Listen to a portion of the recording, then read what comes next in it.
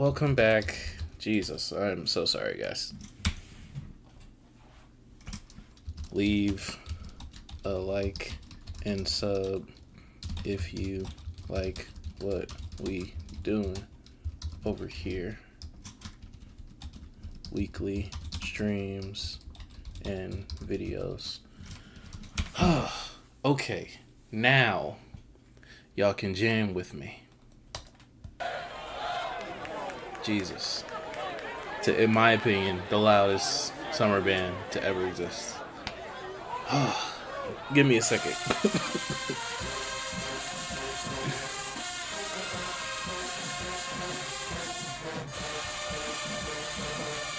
We're gonna get into the reacts in a minute, man. It's not gonna be too long. We don't got much time to waste.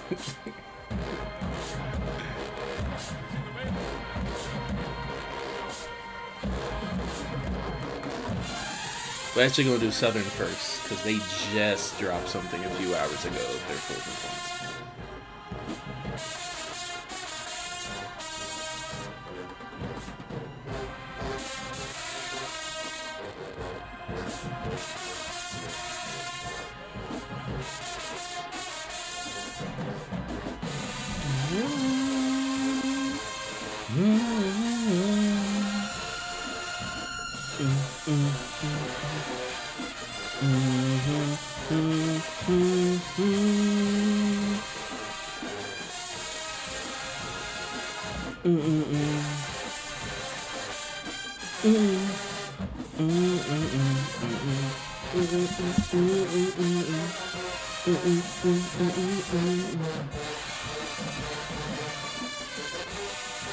Baby,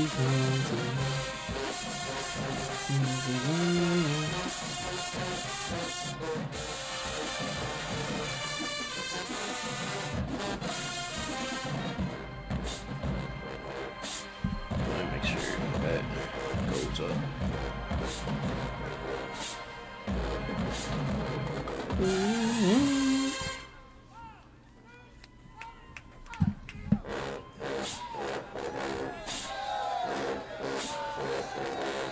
At least I think that's a C. I believe that's a C. I think that's what they're crunching.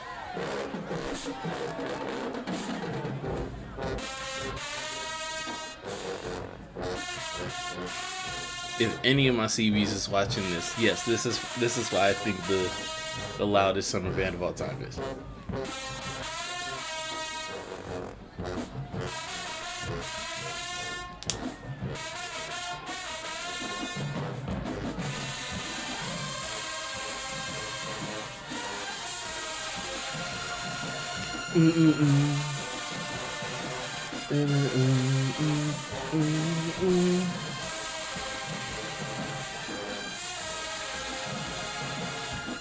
The lower register out of the B tones.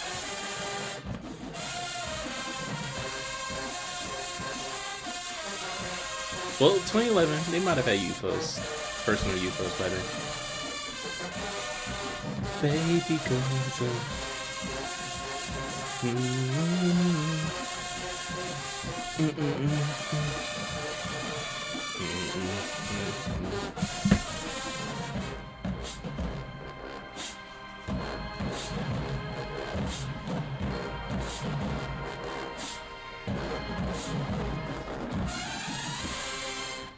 Yeah, and everyone smacked that. So that's the intro. Welcome back to the weekly repertoire. This week we have our work cut out for ourselves. I'm not gonna lie to you. This is the lineup. This is not the lineup. Refresh. This is the lineup. We have, of course, I don't know why Southern's doing this. They're low-key tanking their views. Like, this is just a little bit of YouTube 101. Oh shit, maybe not. This shit got 37K. Actually, no, I still think they're tanking. Yeah, okay, so, like, let's say they were to do this for, like, next week is the Boombox, which, by the way, crazy. I know that, it's a blessing that we even still have Boombox, because technically they're not even supposed to be on each other's schedule. But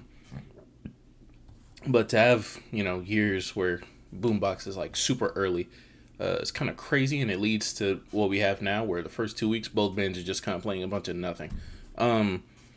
If they were to basically do what they're doing now, which is like they're uploading band tapes, so it's just like the full game. It's the marching in, it's the field show, it's everything that they play in the first half, everything they play in the second half, and then presumably also a fifth quarter. Now, I'm gonna hope that like once they actually start battling, that like because Savannah State didn't show up and McNeese is white, so once they actually start battling, I hope that they still upload the fifth quarters, not just to make it easier or anything, but like it just makes sense. Like it just makes more sense to do that. Let me make sure. Is everything live? Yeah, everything's live. Everything's live. And everything's public. Yes, that's public. Shout out to anyone joining the stream, or watching on the playback. Like this zero quarter gets 23 alone. This fifth gets 13 alone. This clip of a song that they played in here gets 10K alone. If you keep like combining all of these, let alone this is when we played them last year. Everything was dropping 20K. Easy. Field show 45K. Fifth quarter 30K. Zero quarter 20K. Escapism 24K. Anytime, any place 20K. Daylight 40K. Now you got these sub 10s, right? You know, not everything's gonna bang. Backstabbers 70K. Putting all that into this, even if it does 40K, you're just losing out on so much. It just doesn't really make sense. Yeah, that just doesn't really make too much sense for them to do that full time. But that's gonna be the first thing that we actually get into, because finally, it looks like they played, and I say it looks like I listened to some of this. Of course, dedicate first 15 minutes to the marching in. But they played some shit where it's like, okay, you can actually hear them, like they're actually trying. Now, it's still nothing like crazy new. Still a lot of old shit, but it's stuff that like, okay, we can actually get a gauge of how good the band is, how bad the band is. And shout out to Trey earlier. He was in the first try of this stream, but let's see how Southern sounds in the early season, man. Let's get into it. Finishing that, they're marching in. Jukes.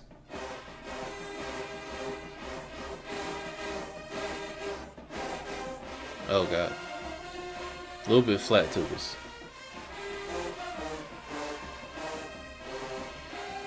Let's be honest, you could tell Southern played in that band room too much. I feel like you'd be surprised at the lack of outside reps that a lot of bands get, but I can definitely agree with Southern.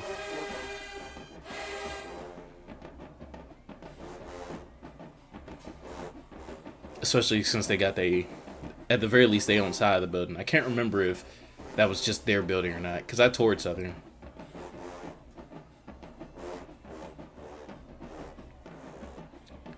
This is a risky song to play, not gonna lie.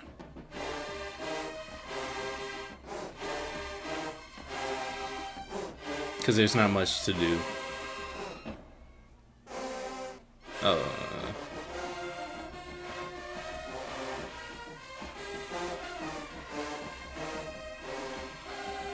Somebody slipping on a C? On a mid C?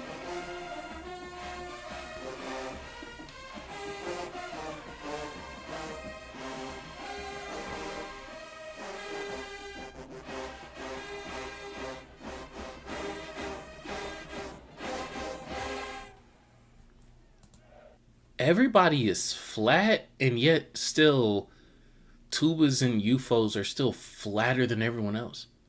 That is so crazy to me. That is so crazy. First off, trumpets, anyone who's trying to scream is just like hanging on a little bit too long and doesn't have the air for it, so you're also going flat. Mellows, like, I can't even hear y'all. I'm not even gonna cap and say that. You know, I don't have a takeaway. UFOs don't sound bad, but y'all also sound like gassed. or at the very least, like this is like half-assed. Like, I'm not saying that y'all are tired. I'm just saying how it sounds. I'm a band head. I call it how I see it. I'm a SU head, but this ain't it. Yeah, I can't see this being it. I mean, like, I don't want to be one of them people that just dog piles on Mr. Todd's arrangements. A lot of people do that enough. This is a song that, like, historically, there's no reason for this to be played. There's no reason for this to be turned into an arrangement. I get it's the what's it called? Like that was, you know, an event, right? It's definitely one of the songs of the past, like 365 days. It's like, oh, everyone wants to hear it. Sure. Everyone doesn't need to hear it though. Because not everyone can turn that into something that, like, I want to hear from a 250 person ensemble playing in different registers and ranges. Like, it's not for that setting.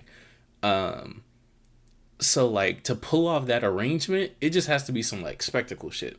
This was written in a box for an arrangement that doesn't really have a box for it to be written in. Because even that box is so simple.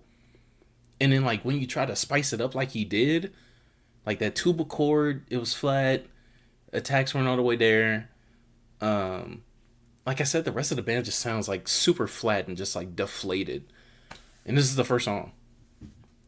Like, again, I'm not even trying to like tear into them. It just doesn't sound that good. It just really doesn't. It sounds balanced. They sound pretty balanced. I don't hear much overtone from trumpets. I hear stickouts more so than overtone.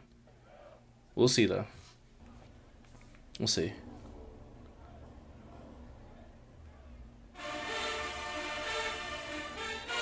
Okay. Cool classic. Football song. Football.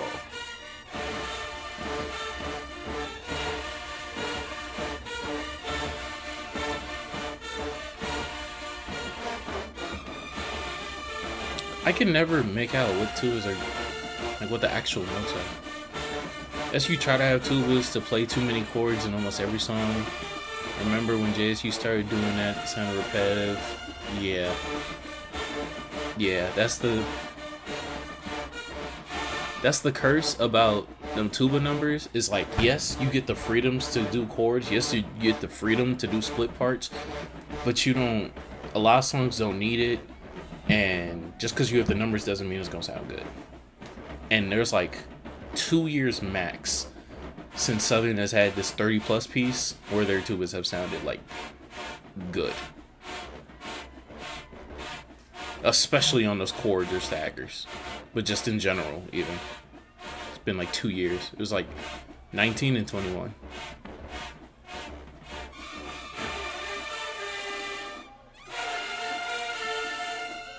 They sounded good too.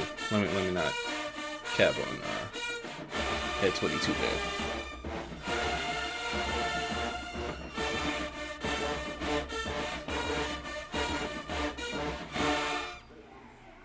They also have a small scream pack too.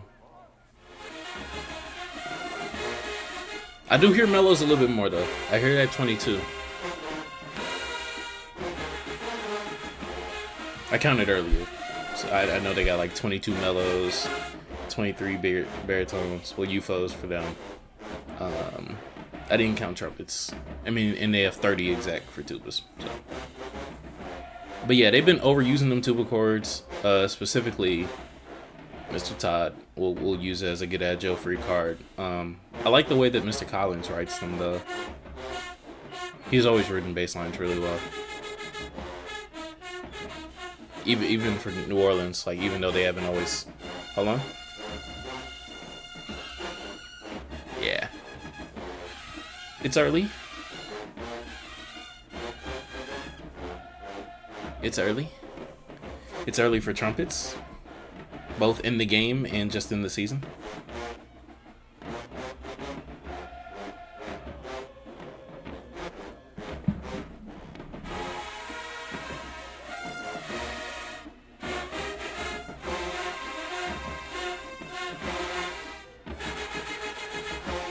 Yeah, the trumpets are not there. But no cap, that's fine.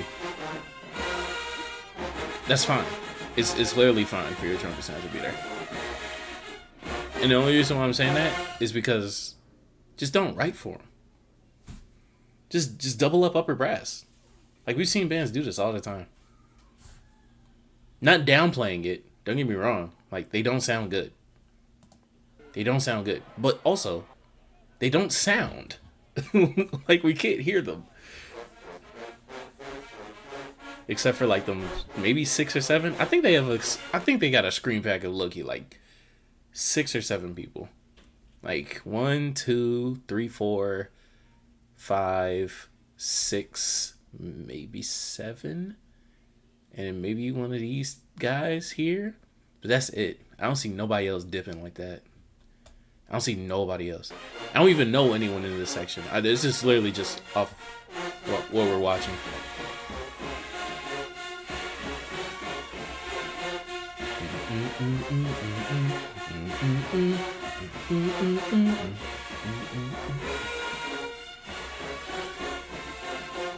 They still sound like they half-assed them though, so there's only so much we can take away.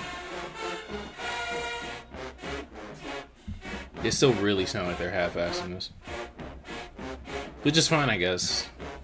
Like when you basically Jackson and Southern have had like a month and a half of band camp in preparation for Boombox. That's shady. That's shady. Show the cutoff. Show the cutoff, man. Like, we get it, you cut off. But, like, gang, like, bro, I just don't. Like, if someone didn't see it, like, that's fine. But, I don't know. At that point, you might as well just not even show the first part of that. You might as well just show this last tag. I don't know. The UFO stick out too much. That's their main issue. Once they fix that, it'll be balanced and have a good surround sound. They stick out that much because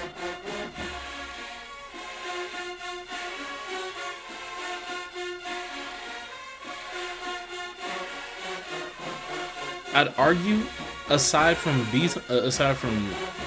trombones, I'll say it after this.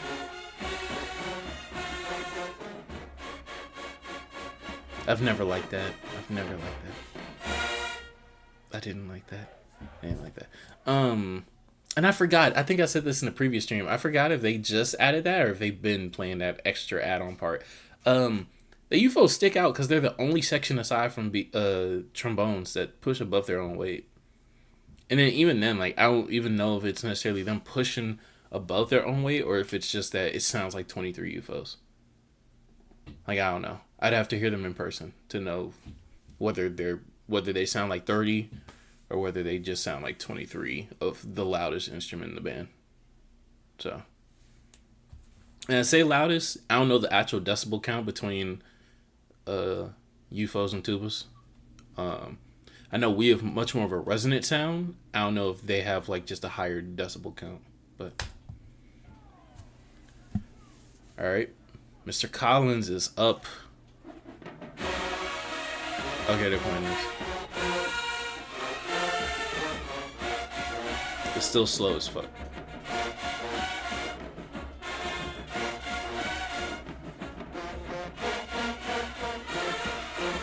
The mellows don't sound bad here. Y'all hear them in the cracks, right? Y'all hear them trumpets in the cracks?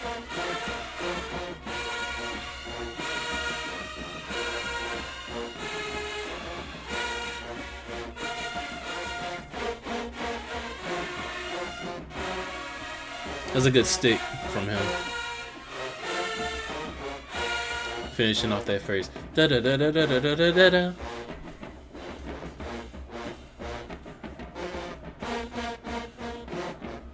Like, I think Mr. Collins gets it. Like, this is a very simple song. The things that he's adding to is like runs leading into a part, and then this is just like a made-up trombone break. But this is still following like the chord. And it's really just playing around with the main chord and the main motif of the song. So like it still fits compared to what they were playing with like that.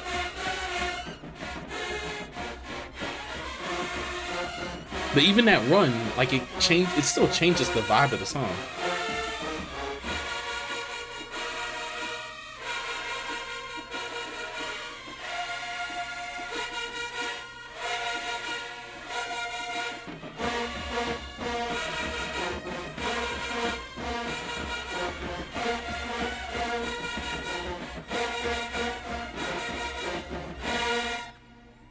I just can't help but think that, like, gang, like, we had, how many? We had 13 last year. 13, 14, something like that. Wait, let me do the math. 8 plus 5. Yeah, we had 13 last year. When we were at this angle, if you go back and look at Ocean of Soul Media Team, like, when they get this close, when they're at this angle, nigga, we sound, like, go back and listen to Alcorn. We sound louder than this. We sound louder than this. So I can't help but think it's like 5 and 6 playing. And by playing, I mean like really pushing. I don't know, bruh. I don't know, bruh.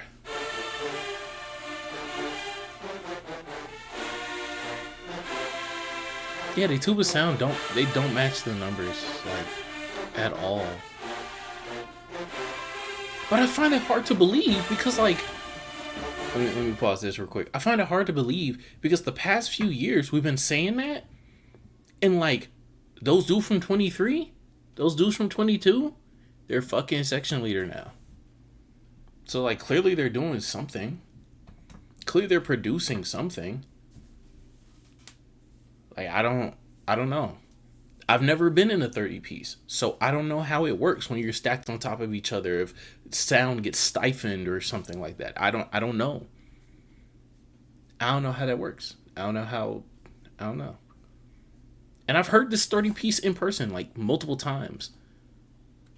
And both the times I've heard Jackson in person, they covered the fuck out of these niggas.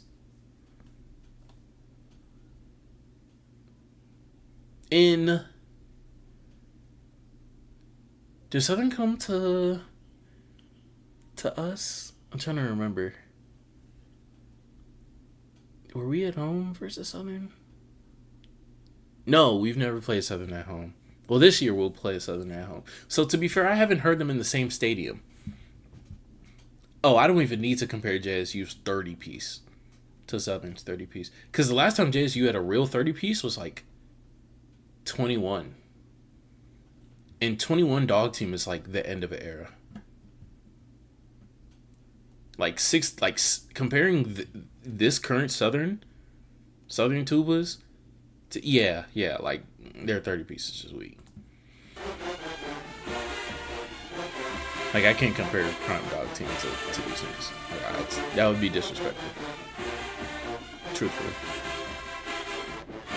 I'd have to compare like.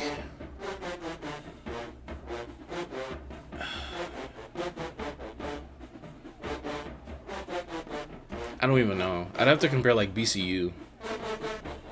Yeah, 19 dog teams, 32 was insane.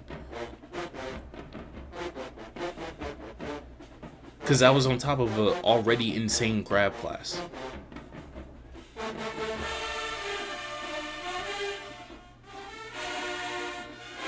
Even these releases from the trombones. The trombones are the most solid section they got.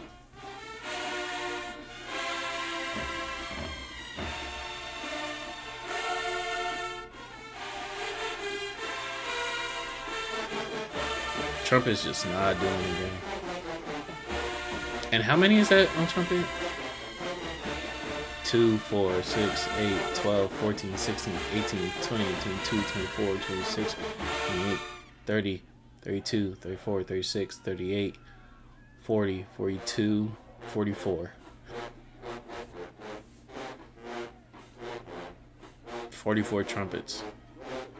44, 22 mellows, 23 UFOs, 30 tubas.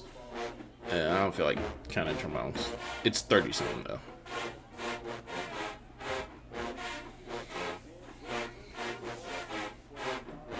$44 trumpets, man.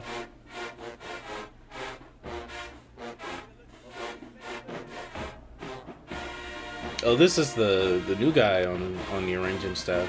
Well, not new. He's been there since 22, I think. The thing with Southern band, it's easy to get bored listening to them. Yeah, cause they're not doing anything, and honestly, they're not arranging in any way that's like very kinetic. Great job, drum major. Oh yeah, cause they have the halftime in here too. Fuck. The mellows going crazy. The mellows are solid. Mellows are really solid. Yeah. They'll give you 3 to 4 songs, and after that, it's like, what's going on? Gang. Even them 3 to 4 songs ain't guaranteed. I'm not gonna lie to you. It depends on the battle. Like versus Texas Southern, yeah. Versus Jackson, yeah. But this is a band that, at the very least in the past like 3 years, either they just won't pull out the songs, or they're just like, they'll just half the fuck ass versus them other bands. Yeah, and they just gonna sing this out, I believe. Yeah. Okay. A classic. 1, 2, 3, 4, 5, 6, 7. No dip. Oh. 1, 2, 3, 4, 5, 6, 7, 8. 8? 8 out of 44? Maybe you could go to 10. Yeah, it doesn't have a style anymore. It's just abrasive. It's just loud. There's no real signature to them.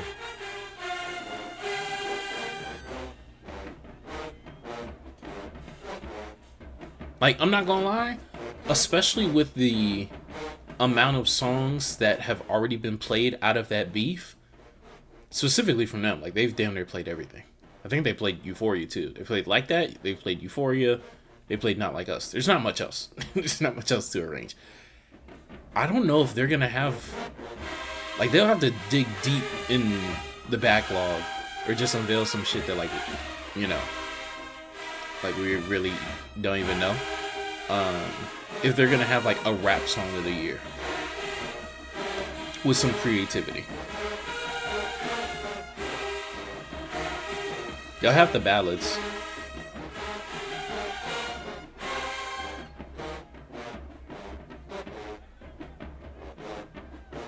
Just listen to this song, sound bad, I don't care if you have pushing, you know, being, yeah.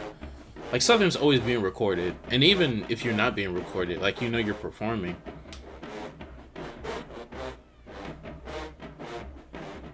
Mind you, I just went to, like, TSU's game versus a PWI. So, like, I know what it sounds like when you're, you know, still performing, but not, like, playing full out. Like, I get that.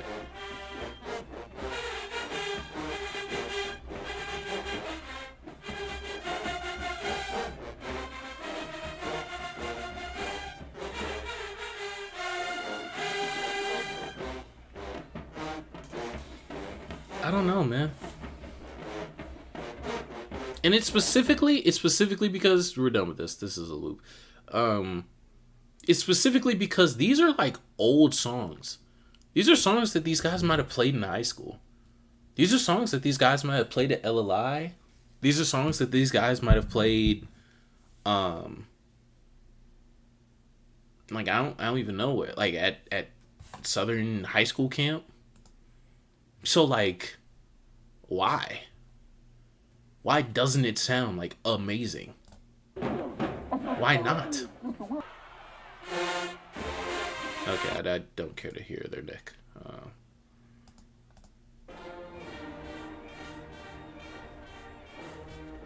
What is this?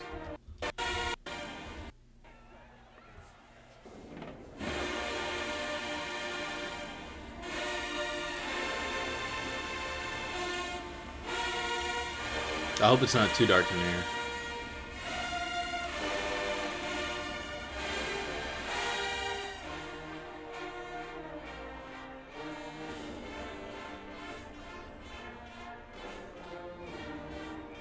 I'm not gonna give them too much shit for the tempo. They're playing this with the lights off and whatnot. Yeah, they are having tempo issues. But... okay. No excuses now. Tubas. Decide when you're gonna fucking release. Make the decision.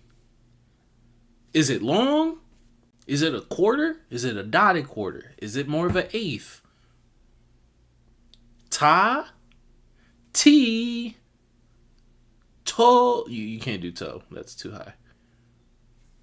What the fuck? And y'all holding it out for too long. So it has to be short because y'all going flat.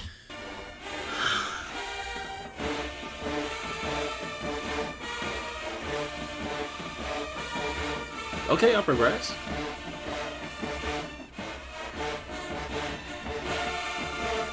What's this back and forth? What's this back and forth? And why do you folks sound like that?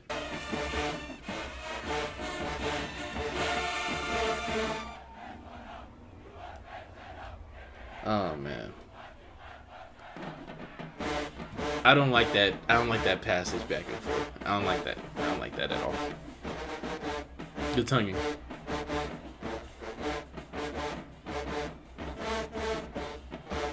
Damn, them lights is giving epilepsy. They are not playing. They are not playing in Mumford. They trying to make you niggas go blind.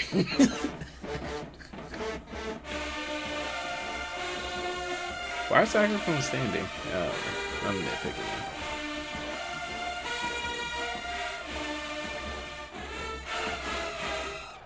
Go walk down. I don't know what this song is, so I can't really comment on arrangement too much.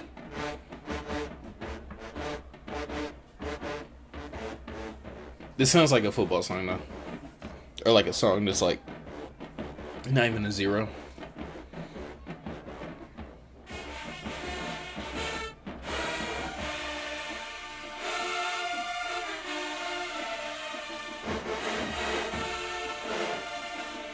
That's a rip. Okay.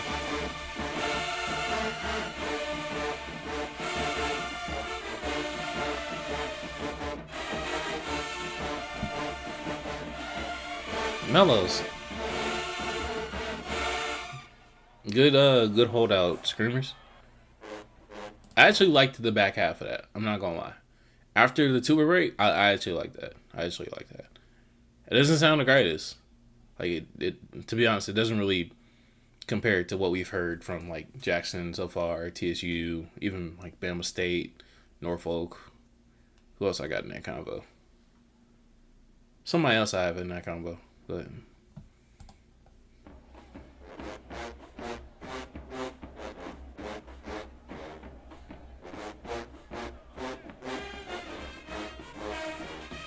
yeah, they don't care. They don't care. They don't care. They don't care.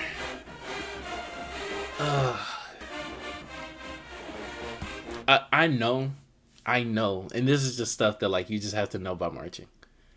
I know alums. What's good, Elmer? What's good, gang? Shout out to the Bearing Room Podcast, man. They're making great shit over there. They're doing great shit over there. Oh my god, it's always amazing to see y'all every Sunday. Every Sunday. That's what day it was yesterday. Yeah, no, y'all doing great shit. Appreciate the support, gang. We just taking a look at UAPB year, Yes! UAPB sounds really, really good. I actually had them, I didn't do it on stream, but I'll drop I'll show later. We'll get to the actual power rankings and whatnot. But I had UAPB. Originally, I had them at second place in the three-way battle. Listening back to it, they're about tied with Langston. I'm not gonna lie. But yeah, UAPB coming up on folks. And then Valley had a good showing. They sounded good on their field show, and they sounded good in the gym. But I do want to hear them outside before I make any definitive statements, especially them versus like Southern. I'm not gonna lie, But yeah, no, I know, like, as someone who has alumni who has old heads and whatnot, I know that they are on these niggas' ass about like half-assing these traditionals. I just know. I just know. I just know that the niggas are fucking livid. That they've been half-assing these traditionals, these school songs, these football songs. I just know. I just know it. You got UAPB over Langston. I had them. I had them, but I like that Range was better than Langston for sure. But Langston just low-key just kind of sounded like a little bit of a better band for half of the battle. I was surprised. I was like, UAPB arrangements coming along. Yeah, they're really coming together. They are really coming together with some good balance. Really starting to do some unique things over there. Yeah. No problem, gang. No problem for the shout out. Thank y'all for the shout out, because I was in the stream when y'all what's it called? Shouted out. I forgot what review that was. I think no, it wasn't a Summer Band one. It might have been the Jackson one. I think y'all were talking about. But yeah, we're almost done with these half-ass niggas. I know them old Jukes is on their head though. I know. I should probably ask my old band director what he thinks about what's going on over there. Oh wow, we're getting a drum tape? Not for long. Not for long. Not when I'm in the control. Oh, Get You Some. I forgot they had to do their own version of Get You Some.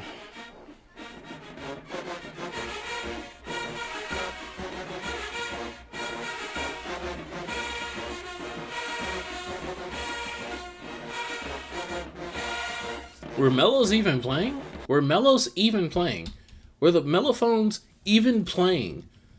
Y'all picked y'all horn up. Did you even play?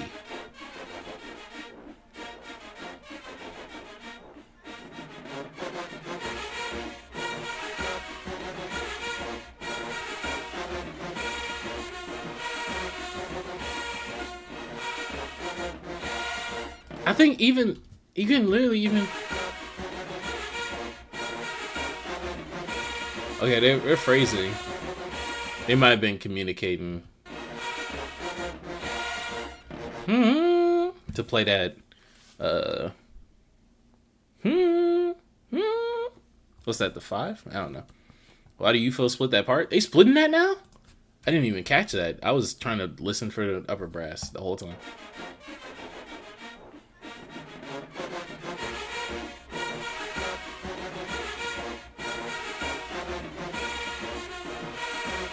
Oh. What? There's not even any like specific phrasing that's going on right there. I mean, not phrasing, like articulation or like holdout or anything. There's nothing even like going long, short, long, short. Like you can do that. Ta, ti, ta, ti. You can do that in one phrase. You can do that in one breath. Nah.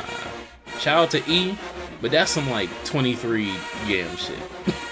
Shout out to E. You can. You definitely can. That is literally some like 23 yam shit. Just like, okay, you niggas are just alternating parts that like it don't even matter. Like this year, I gave them a pass because like they were going for specific sounds, but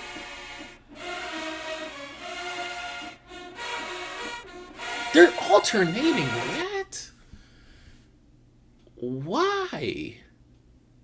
Why? Mind you, I literally go to the school. I was literally in the band that like does the fuck out of this alternating shit. This isn't how it's used.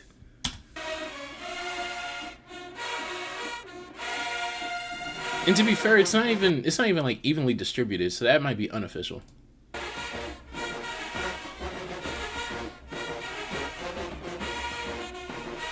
Oh, they've been playing it like that since they first came out with it? I haven't paid attention. I'm not gonna lie. Like, I know they played this last year. I just wrote it off. I was like, okay, yeah, they just want their own version of it. But, like, to be honest, like, I mean, Simmons has the best version of that song, and you can't really do anything about it.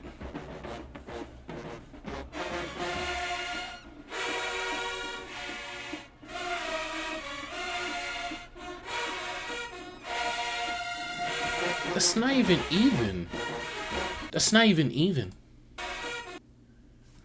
That's not even even. Hold on.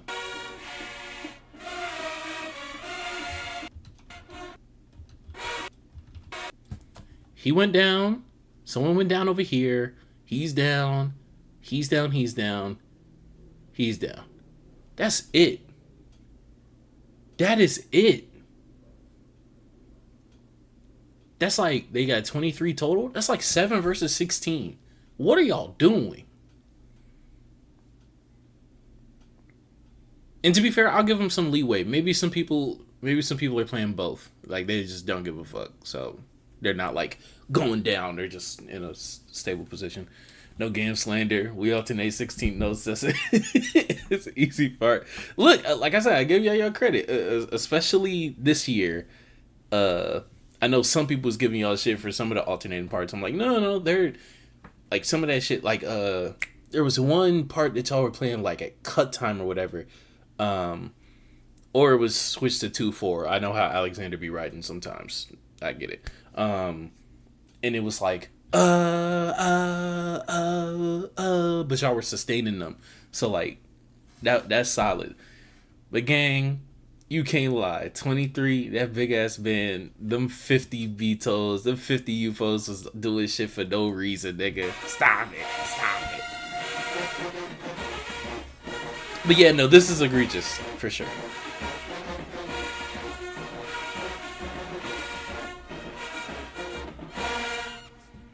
And it all just sounds the same. I'm not gonna lie.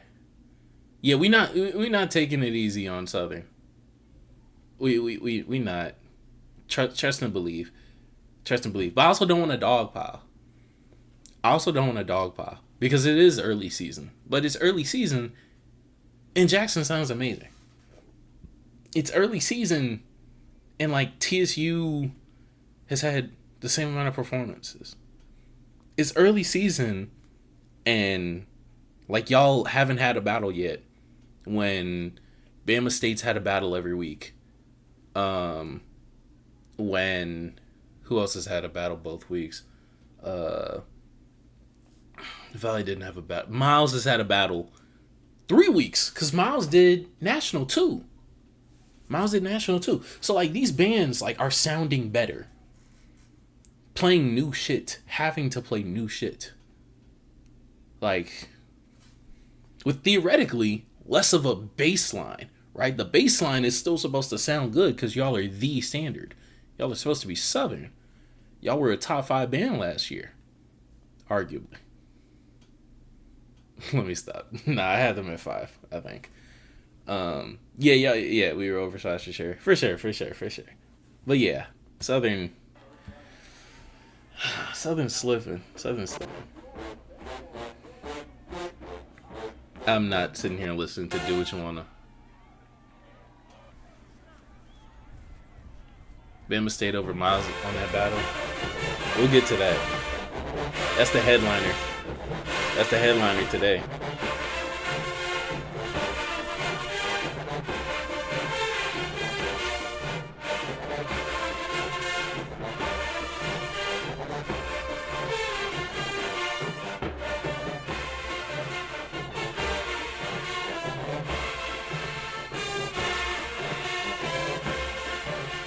Like, I don't know how old this song is, and we'll get to how it actually sounds, but like, listen to these phrases. I know in like other bands, like the more I've been listening to these arrangements and how they're actually voiced and whatnot, in other bands this would just be voiced differently to make it sound less boring. Like,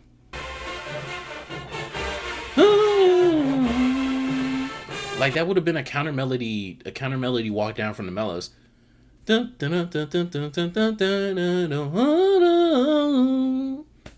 And that's something that Southern used to do. I literally remember that passage. Like, that's something that they play on. It's that song that Valley went and played at fucking Mardi Gras last year. I forgot what that song is. Bama Stay Over Miles. We went over there last night. Oh, really? Shout out. Shout out. I might catch. I might after the battle. I might go to y'all channel to see what everybody's verdict and takeaway was. Cause I listened to a little bit of it, but that's gonna be the main event, so I didn't want to spoil myself from the whole thing.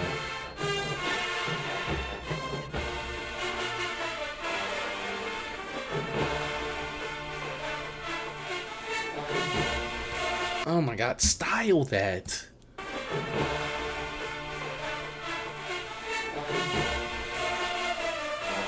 Sounds like they're surprised every time it's on the upbeat.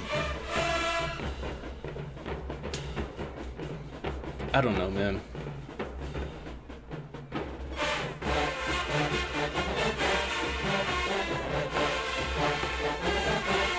Good tongue into this.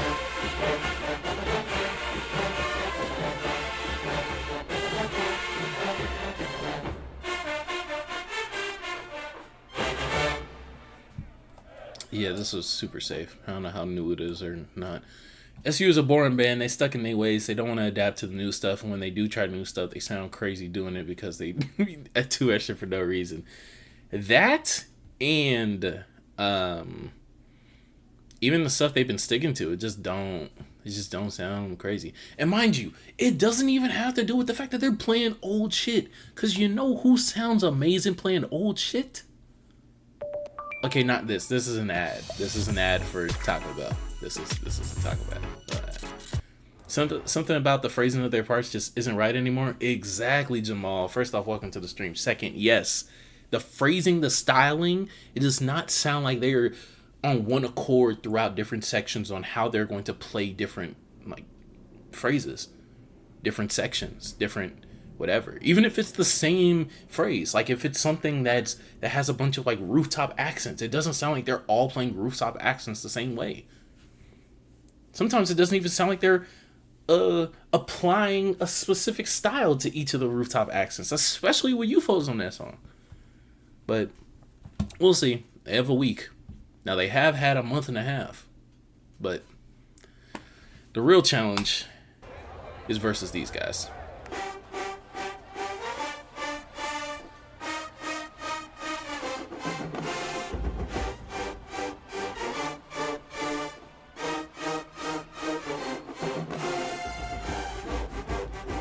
These niggas are coming for that ass.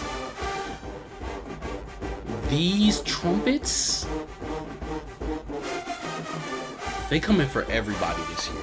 I can't even lie. I was just talking about this, and the 4 has been messy. Oh, the 4 has been messy on most of their songs. Yes. That's where you'll catch a lot of their trumpets hidden in the cracks, too.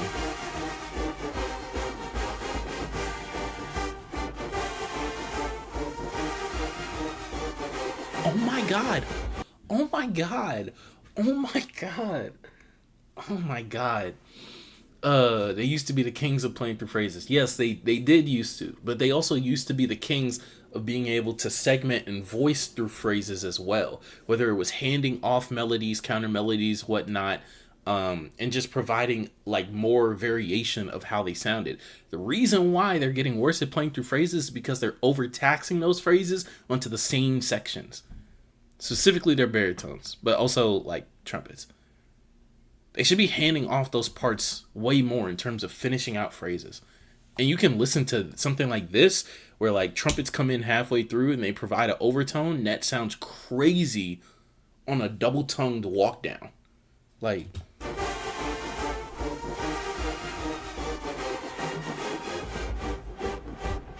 this isn't even a song for the trumpets.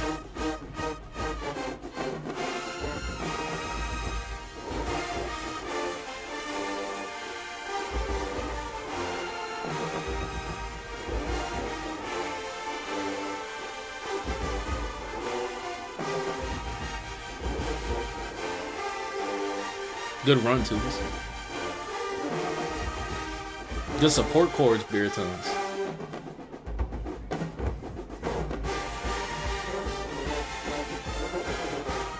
Mello's getting swallowed. Mello's is getting swallowed.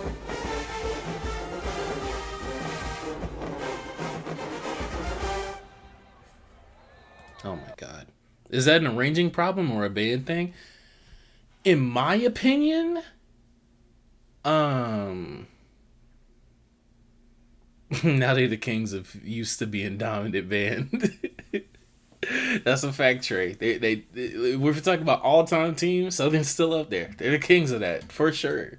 Currents, yeah, 4 maybe 4 if I'm being generous. Is that an arranging problem or a band thing? I think it's still being written in enough places to where it shouldn't be as much of a problem as it is. So I still think a majority of it falls on the band, but also it could be way more consistent in writing it. Way more consistent. And the reason why I know that is because that's what Mr. Simmons does. The way that Mr. Simmons uses voicing and layering, especially with like chords, is amazing and immaculate. And it's something that like is present in his arrangements. If we're looking at staffs across the SWAC, Kevin Johnson's arrangements at Jackson, yeah, it's a little bit of both for sure. But like it's more present in a lot of people's arrangements. And going back to TSU, Mr. Hunter, it's present in a lot of his arrangements of just like voicing,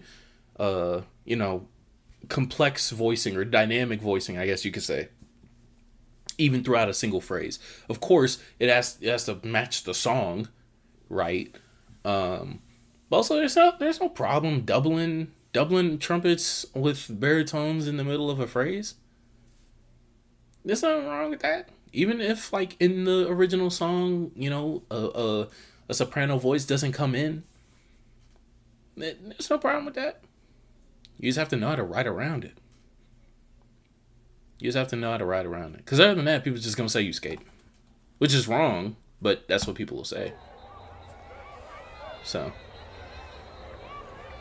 But yeah, this is a band that like consistently knows how to write phrases.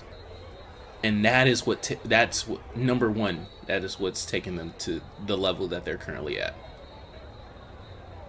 I think we have one more thing to look at, and then we'll get to Miles versus Bama State. And actually, I might move that up a little bit while he is here too.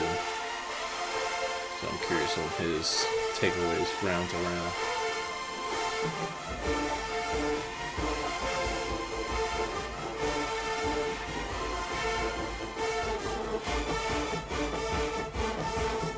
Oh my god. Before we even get to the first note of the fucking vibe change, I just blue balls the fuck out of y'all. I know I did. Because we all know that song. But we're getting there. Look how in unison everybody is.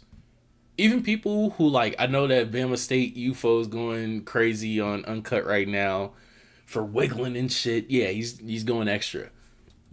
And some of those same people might look at this and be like, oh, do y'all have to... Like, no. Like, 30 people don't have to do that. But it's the visual consistency. The mellow chord is insane. It is insane. The layering is insane. It is crazy.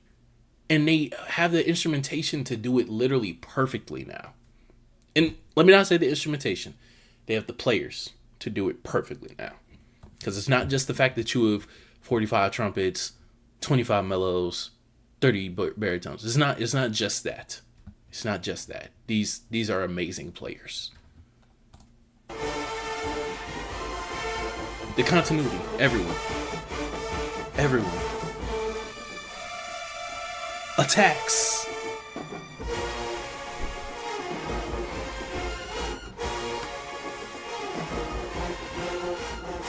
Listen to that trumpet run. Da-da-da.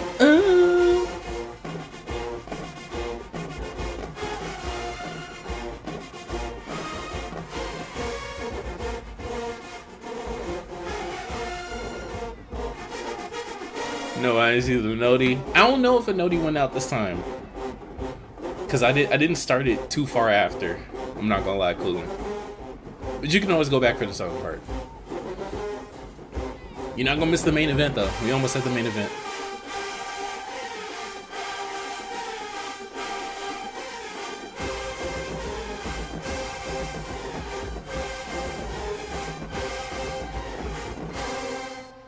This is why I feel not mercy.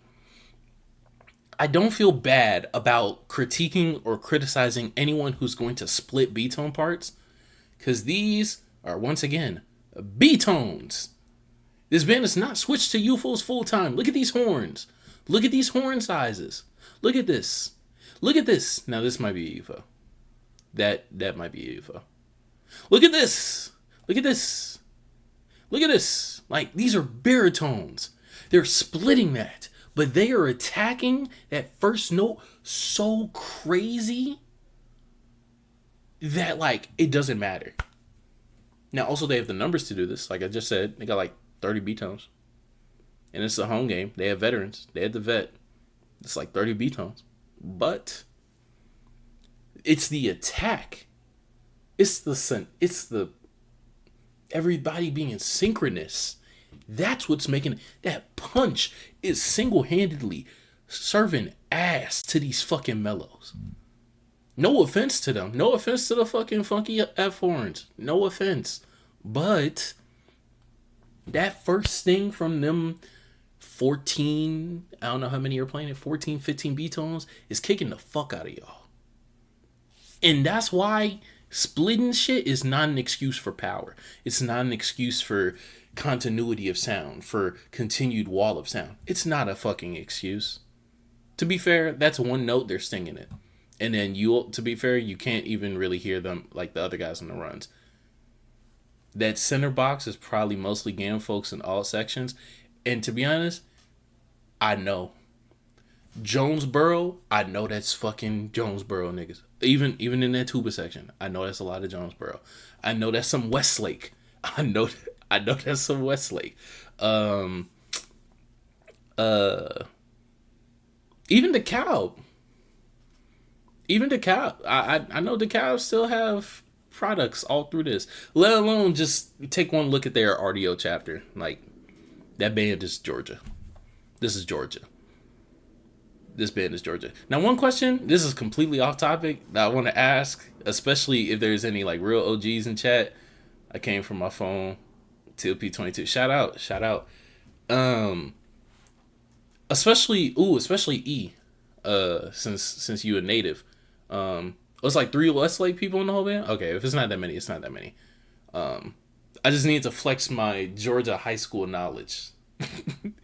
I just need to flex that for a second. 5 Jonesboro. No, it's more Jonesboro people. Stop. I know that for a fact. It's got to be more Jonesboro people in this band. To be fair, I know a lot of them, they don't go to like the top 3 bands a lot at Jonesboro. Because I know a lot of those people end up going to either like a Florida school or a BAMA school. But I know I think it's more than 5. Because I follow a few of them. That's why. Live MLK, fair. I'll take your word on it. I know a little bit. I'm tapped in. I listen to a lot of high school band in a lot of different areas. Especially in that Memphis, Georgia, not really Alabama and not really Mississippi, I'm not gonna lie. But in that pocket, those two, it's a mixture of all the DeKalb schools. Okay, bet. I was specifically talking about SWD, to be fair. But I know the area has a lot of them. You Red Dog? Yeah. And I know y'all are really prevalent in this band, especially now. Louisiana high schools mainly go to Southern and Grambling. Maybe Louisiana high schools in general. I know New Orleans right now is on lock at TSU. And from my understanding, between like Still Valley and Dega, and also Jackson. What's good, Selena? Appreciate you joining the stream. We're about to get to the main event in Miles versus Bama State, so don't go anywhere.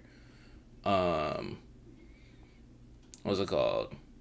But yeah, I know New Orleans is on lock between like those three factions right now. I don't know about Louisiana in general. I don't know where Baton Rouge niggas go. I don't know where. Well, we have a few Baton Rouge niggas in the band, but I don't know where Baton Rouge niggas go. Um, a lot of SWD graduate already. Really? Okay. Well, shit. If that's the case, then they got new feeder schools. Because I know that's the case for Skyline. Because like traditionally, like Skyline produces like a lot of, Jackson. Yeah, Jackson is a chokehold on Georgia. Jackson is a chokehold on Georgia, and I believe part of that. Correct me if I'm wrong. I believe part of that is definitely through GAM being all Jackson. What's it called? Alumni, right? And what I was getting to was for my Georgia people. Do you all think that, like my crab brother asked me this back in the day? By back in the day, I mean last semester. Do y'all think that this wouldn't have been able to happen if Morris Brown was around? To be fair, like I know that's asking for like projecting 20 years of band history, which we just don't know. But like, I don't. From my understanding, Morris Brown wasn't even like that crazy recruiting in state. Like they weren't even like dominating Georgia at the time. Like a lot of Georgia people were still going to FAM. They were still going to BCU, which is how those schools were hitting like 300 members. Are there any bands doing Taylor Swift songs? Dreamer, get out my chat. Yeah, I see TSU versus UAP versus Langston. Yes, I did. It's a week old, and we have a lot of stuff to get to, so I don't think I'm gonna do it this week. But on a week where there's like nothing really, like everyone's playing some white school, we might go back and do the battle set like I've missed, because there's like a WSSU 3-way that I missed or that I took off of here, but I watched it still, so we might go back. I'm from BR, and they definitely either going to Southern JSU or TSU. Okay, yeah, because I know we have I know my class, I know 22, we had a lot of people come from BR, but I don't know. A lot of it is because of GAM. Yeah, I'd imagine. Because like the culture, the thing that gets kids to go places is like a style that they're already familiar with. So it's either because all the high schools in the area like march a certain style or play their arrangements, or it's like the culture of the summer band.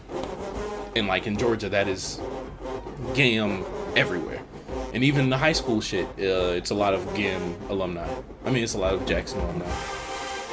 Honestly, it's a lot of OGs like Kevin Lewis and his family were going to Jackson anyway. They just always had a strong foot on Georgia. Okay. Either Fam, Jackson, even Cook, yeah.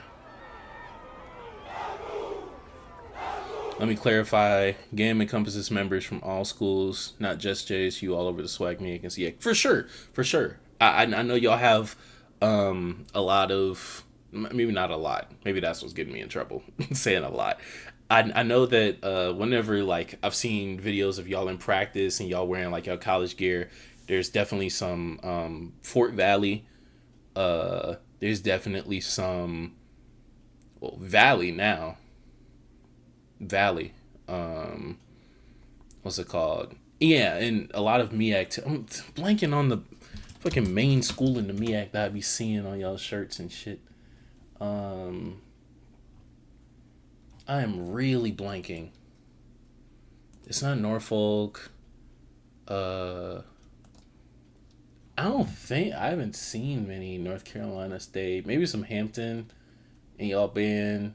Even Howard and whatnot. But yeah, no. Don't get me wrong. I know it's not like mostly Jackson. I just mean when you have like GAM is like GAM, from my understanding, from the outside looking in, GAM has been able to like really get all the Georgia alums, current Tennessee State. There we go. Yeah, you're right. Tennessee State. A lot of Albany too.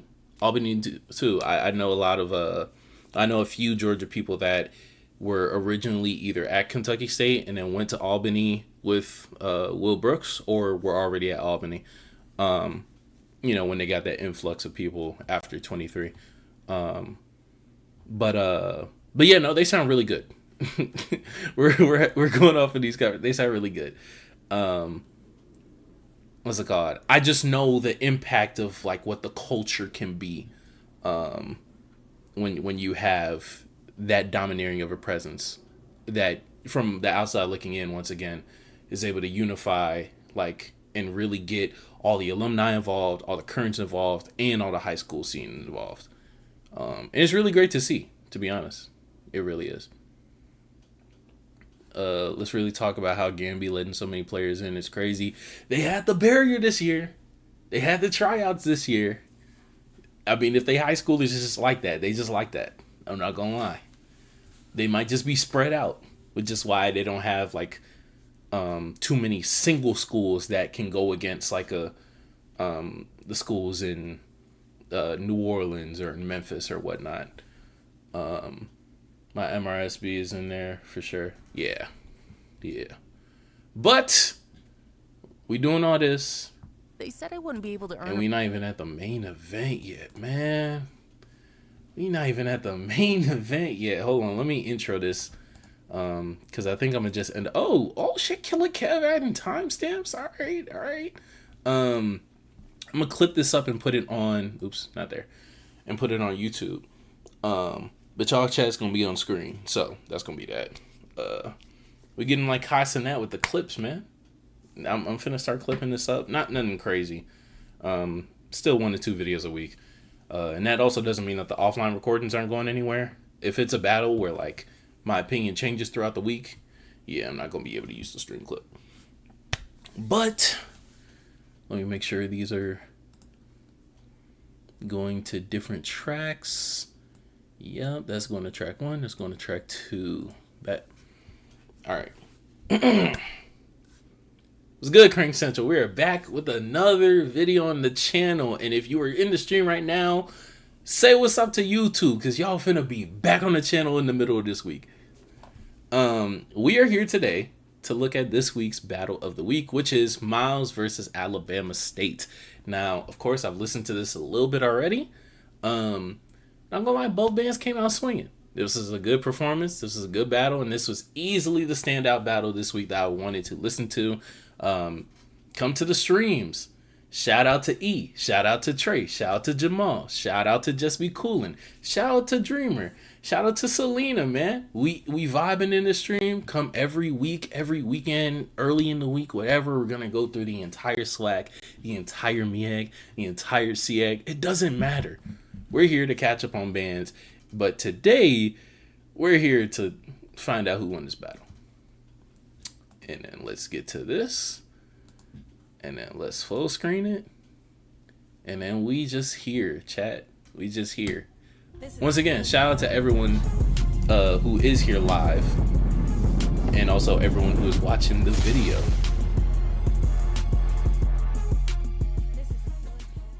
But let's go, man.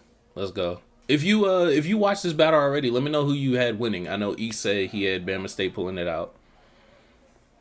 They went over it last night over on the Band Room podcast. Shout out to them. Link in the description.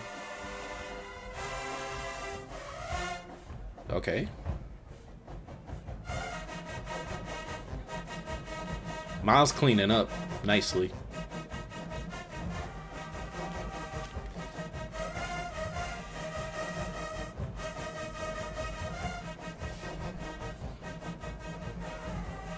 Good run.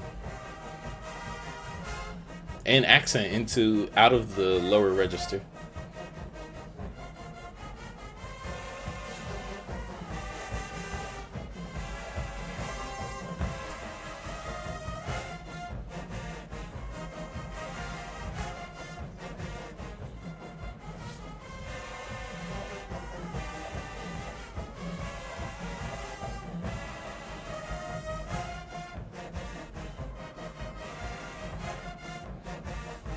Arrangement's a little bit square, but they hitting all the P's and Q's so far. Good run. It was clean. It was clean. It was clean. In the chat, let me know what y'all are giving that. I stole my grading scale from Show Style Talk. Shout out to Show Style Talk. I want to see all 4 of y'all on the screen again, or 5 or 6. Y'all be coming with different rosters. I stole my grading scale from them. 0 is like anyone's. People are barely gonna get a 0. 1 is like that was real bad. That was bad, but like it was still listenable. There's halves in between here, so feel free to use that too. 2 is like, okay, that was really good. That was really good. 2.5 is like, okay, that was damn near perfect. And then like 3 is like, okay, you dick riding, but you're okay with it because you're giving them a 3. For that first song, shout out Janelle Monáe. I don't listen to Janelle, I'm not gonna lie. 1.5, it stayed in the pocket. It sounded clean. But I felt like there was definitely parts where people could have came out, or there could have been some more. The run sounded good. It just didn't sound too like dynamic, and it didn't sound too kinetic for enough of the song for me. Cool 1.5. Cool 1.5.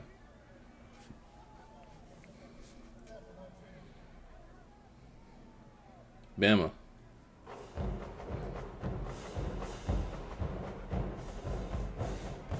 These niggas be so stiff, bruh. I know it's the style. I know they're like militant and everything, but it's so goofy sometimes.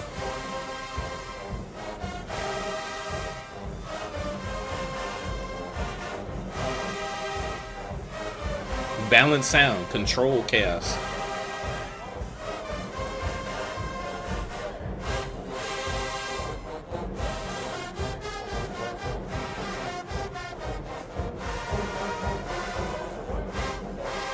B-tones. What happened to their UFOs?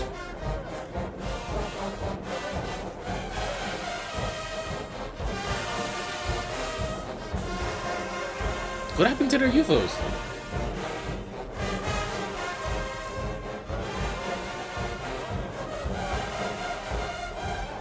Good phrase, Mellows. What happened to their UFOs?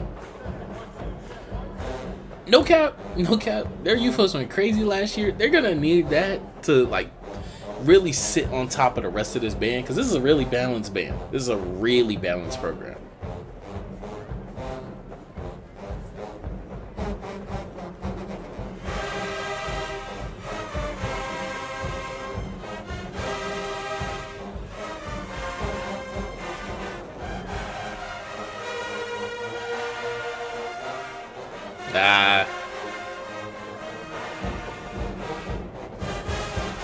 Okay.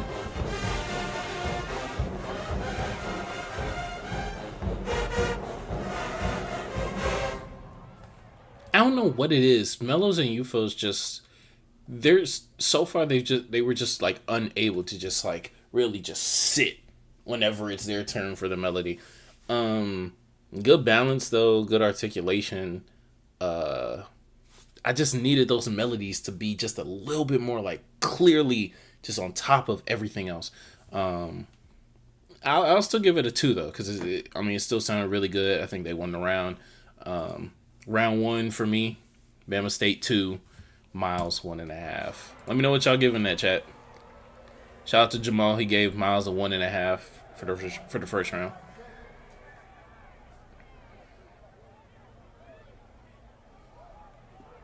All right.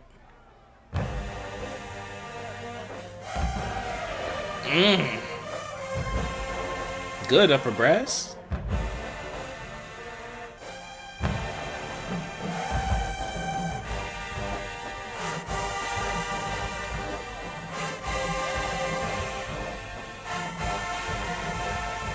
Good block chords too, just setting that foundation.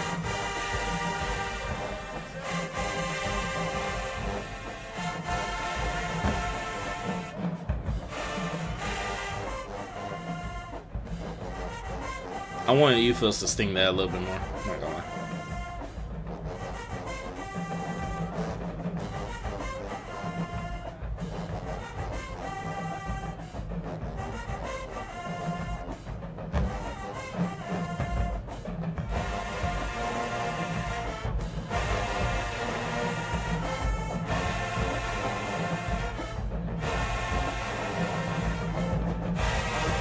You can hear Batman.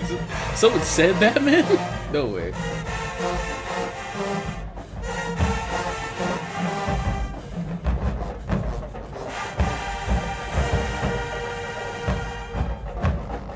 I can hear the framework of Batman, but that's what you're saying too. Like the motif.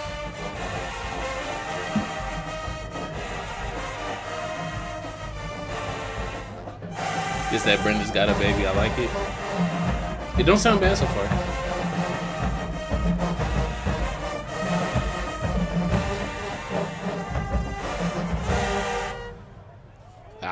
A UFO hangover is crazy, gang. I'm not gonna lie.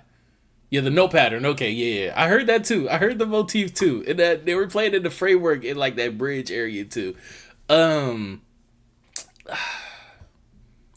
Miles is less like the UFOs or the melody like needing to be heard over the rest of the band. More so needing to be heard over like low-key percussion. Percussion is banging back there. I'm not gonna lie. That Stayed in the Pocket. I really liked the intro. I think it had a strong intro. I wanted quite a bit more from UFOs. I'm not gonna lie. Tuba Stayed in the Pocket. Trombones had good support chords. I'll give that a 2. I'll give that a 2. Let me know what y'all giving that. Let me know what y'all giving that in the stream. So we got actually, yeah. Let me pull up my scorecard over here on the side. Trusty old scorecard.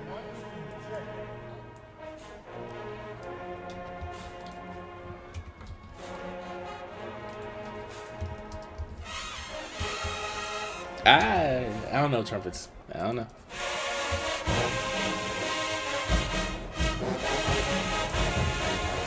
Two for Selena. Shout out.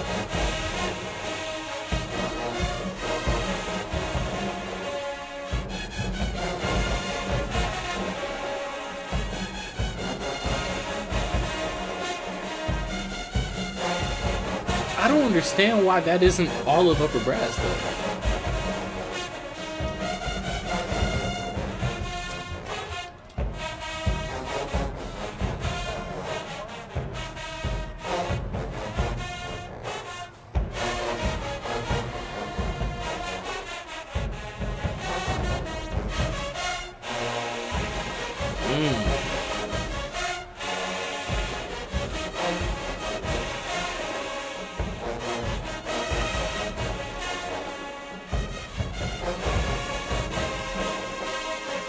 These passages, they're in the...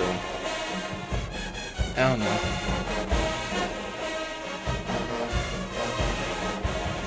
They're kind of boring me. But this is the song. Like, they're playing it. 2 for Miles, Jamal.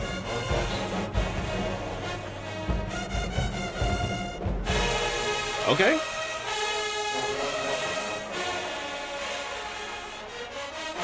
Trumpets in the cracks. Wow. Tools. Yeah. And they did that bullshit ending too. 1.5. 1.5. I was gonna give it a 2. I was talking myself into a 2 because just because they stay in the pocket, it doesn't make it bad. Just because, like, you know, they don't really have, like, they had dynamic contrast, but like really just going low. Not really like hitting another level until then, but then the ending just kind of fucks all that up. God, 1.5. We are tied. We are tied. Ooh. Okay. We in for a battle in Alabama, man. I think I wonder if Cash was at this game. Whoa, is that on the stream? On the video? Oh yeah, that's on the video. They let the energy die out? Yeah.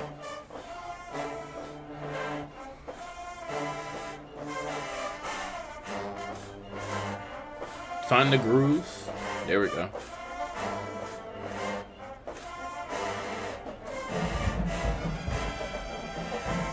Oh. Trumpets. Trumpets don't need to be left alone like this. Oh my god. Oh god. There we go. You got me again.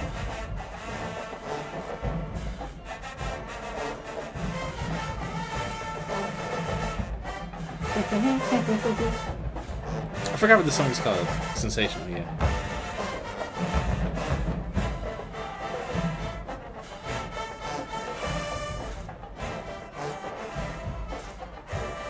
Oh god, stickouts. Stickouts, fumbling to run UFOs.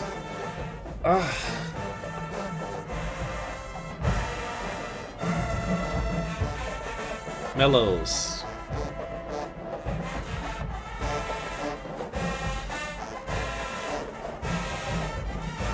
Good chord.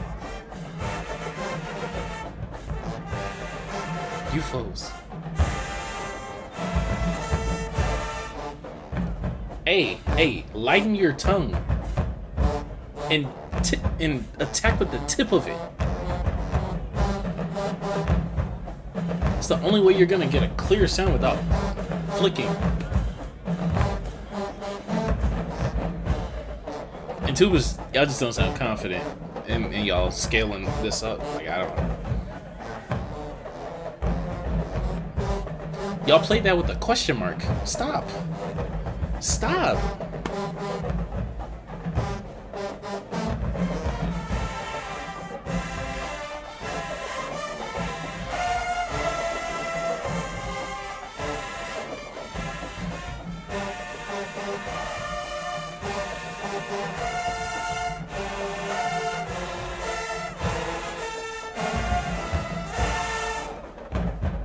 Just end the song. That sounded good. That sounded really good. But y'all gave it back to these tubas. Oh my god.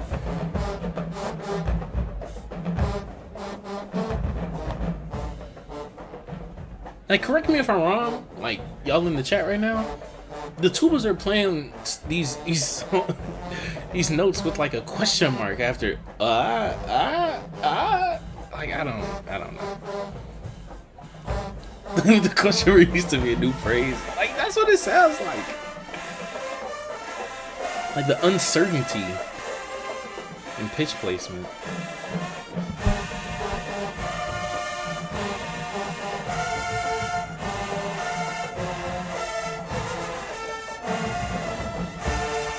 Yeah, the block chord walk down sounds good, and giving a counter melody phrase to UFOs. Yeah, that sounds good. Everything else didn't. That's a 1. That's a 1. I'm not gonna lie. Y'all's endings is not gonna get you out of purgatory. Not gonna lie. What y'all giving that in the live stream? Bama State.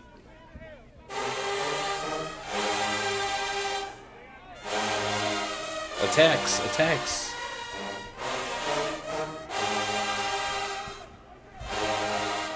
UFO's a little bit early.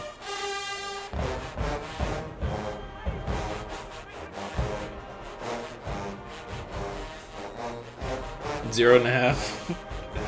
I respect it.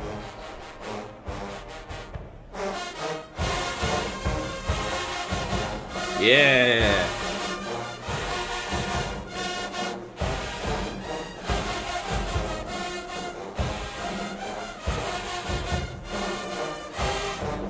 Yes, this is it, Bama State.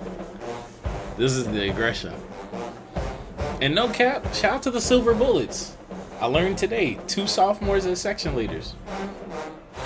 Shout out.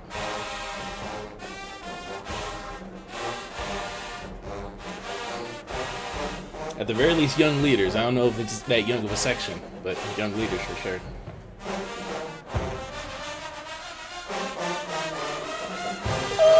Ooh!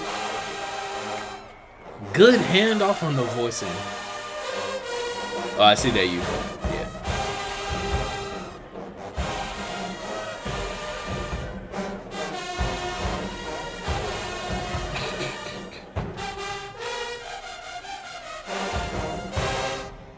And it wasn't even that clear, too. That's the thing. they started doing that shit and it got muddy as fuck. Oh my god.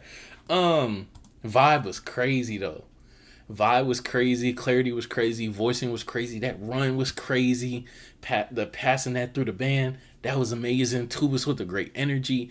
I'm having trouble differentiating between who's their tenors, who's their leg tenors, and who's their snares, but it doesn't really matter. They're deep regardless. 2 or 2.5 though. No, that wasn't powerful enough to be a 2.5. I'm not gonna lie, but a good two for Bama State. That's the thing with Bama State. I don't know. It's hard for me to hear their rap tunes or their ballads like hitting the levels of what I would give other bands just in terms of creativity. But that might be my fault for grading on that a little bit. I don't know. What y'all giving them in the chat? 2. Same, Selena.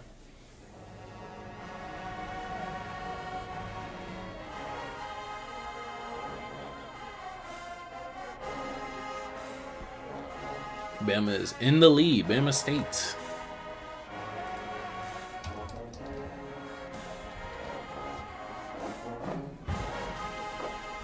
All right, slowing it down. I'm just now seeing their drum major down here. They songs just don't hit another level. Yeah, that's what I'm saying, Jamal. Shout out to Yall. 2.3. Fair. It didn't do quite enough to give it a 2.5 to me, and I just keep it on, you know.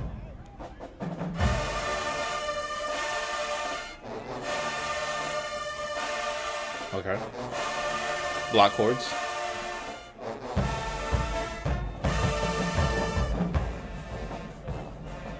Okay. This sounds like this is about to be fanfare at the song. I don't know.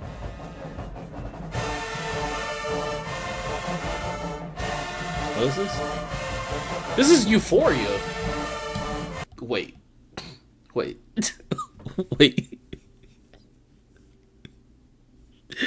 This isn't fair. I mean, this isn't Euphoria. This isn't Euphoria. This isn't Euphoria. There's no way. I fail to believe that. Hold on. I gotta start this over. I'm so sorry, y'all. Maybe I was talking over the Euphoria part. Maybe. Hold on. I gotta hear this. What the fuck is this?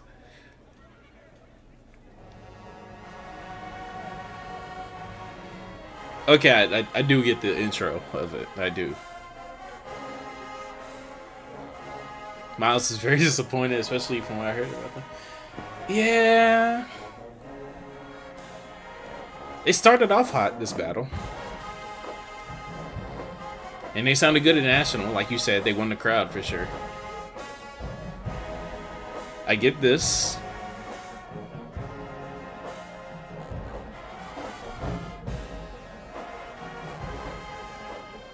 The intro shouldn't be that long.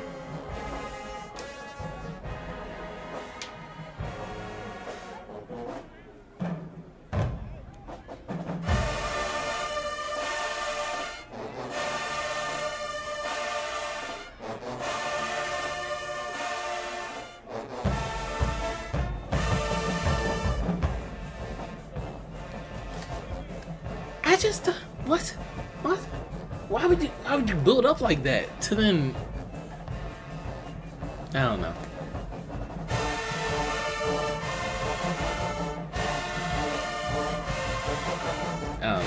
Yeah, you're right. Yeah, that was a long ass intro for this song.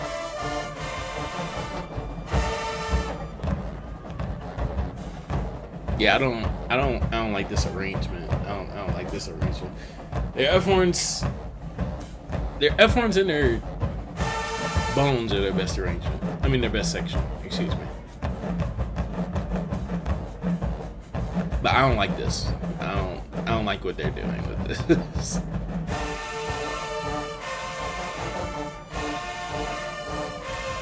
There's nothing really that wrong with it, to be fair.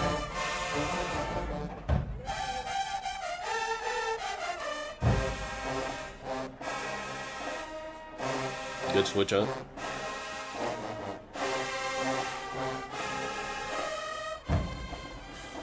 Oh, trumpets. And then UFOs, I didn't get to y'all, but y'all sounded weak as fuck joining in with them F horns. Y'all should be sorry for yourselves. Oh my god.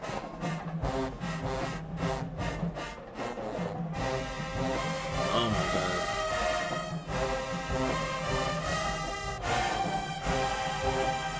Alright, Mellows. UFOs. What are their UFOs doing? Y'all still have double-digit UFOs, no?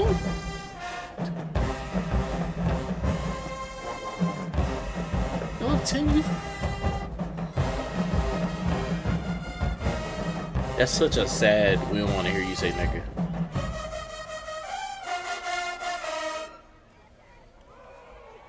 Yeah, that guy was right. Boo. Oh my god. Boo. 1.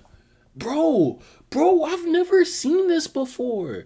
They started off so good. They had a 1.5. They had a 2. They were tied with Bama State. What the fuck is going on? Being poo, that's what they do. There's no way. How? I don't know. Week to week, I get it. But these past 2 songs have been crazy.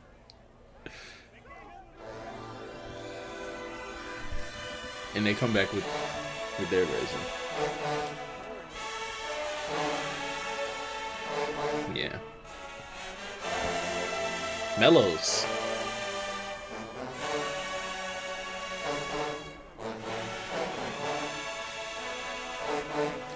Yeah, that gets a 1 for me. Yeah, leave y'all ratings in the chat. That's a 1. The Pooh music we should get the PML.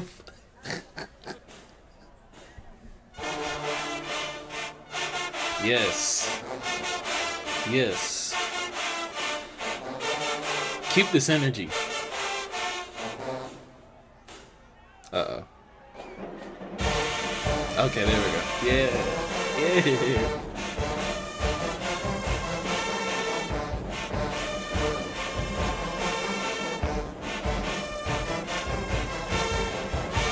I still like Mob's intro the best. For sure. Mob still has the best, if not second best arrangement. I think if Bama State had the UFOs from last year, they kicking ass on this. But saving them UFOs for just that one sting on 4, or actually no, it was 2 and 4. That's good. Short ass 1 note, but yeah, they're winning this. they're winning this. Tubas are tonguing that bass line too. Yeah.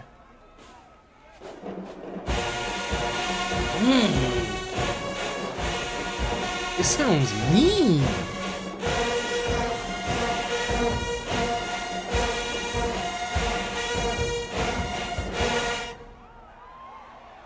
No cap, I know y'all mad at dude. For doing all that shit. But I can't help but feel like that UFO sound is coming from like those central 4. I'm not gonna lie. The middle 4 that's like in the walkway, that's where the sound's coming from. So he pushing. He pushing. Like y'all can say what y'all want. He goofy. But he pushing. I don't know what to tell you.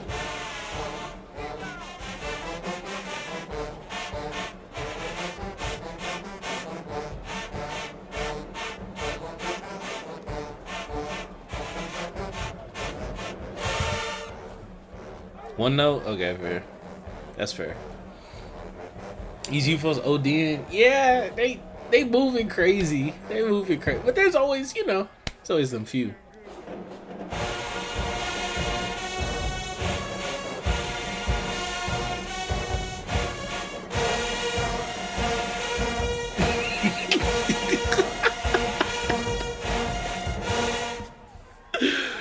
No, this is insane. Can I zoom in on here? No, I can't.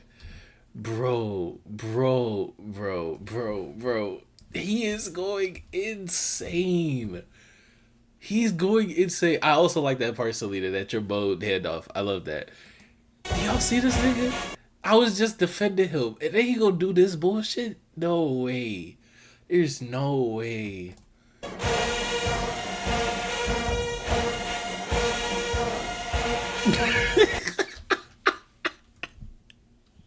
Y'all see he went up at an angle? Look at this, bruh. He's at an angle. He yanking that bitch. He yanking that bitch.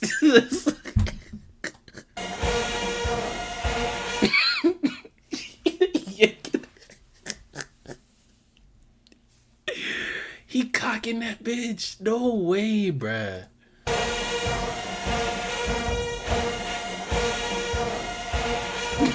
That's no way. Oh. Oh my god. This nigga done lost his fucking mind. Bro is samurai. He better be. Swinging like that? Nigga, swing a sword, not a euphonium. The fuck are you doing? Oh, he talking his shit though. Shout out to that nigga, bruh. Shout out to that nigga. Scores and shit. Yeah, y'all talking about it too. I get. Yeah, that's a 2. That's a 2. They should just take. You know what? Fuck it. 2.5. 2.5. Fuck it, man. This band shit's all about entertainment value, and god damn it, if y'all ain't bringing the circus, I don't know who is. Fuck. Fuck, bro. Oh my god. Dynamic slice that ass. Oh, this shit. Trying to make niggas sing. Oh, fuck. Good women's.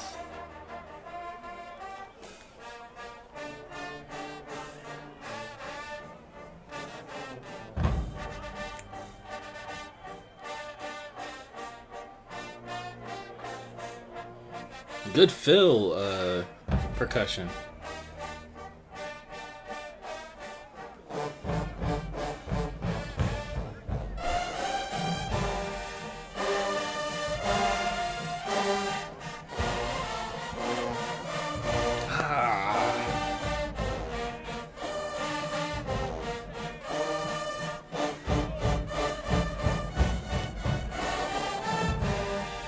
I just wish this was written more dynamically.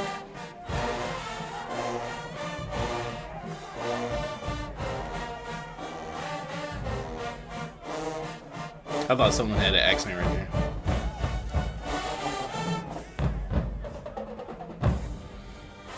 I like their dynamics on this. Yes, I wish that it was. I wish that the part was written more dynamic. He's wiping the nigga off. Bro, Prof Snipes is hilarious. Good voicing.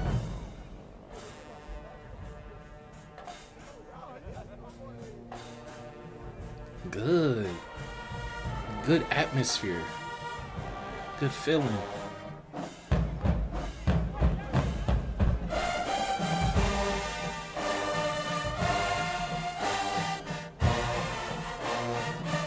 Got dynamically sliced by Oh my god.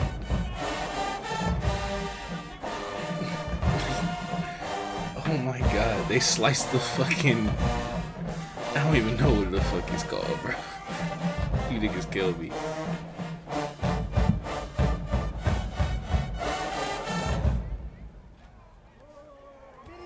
No cap, if there's a melody or counter melody that does not have Mel as a part of it, there's a problem. For that, I'm gonna give them a 2.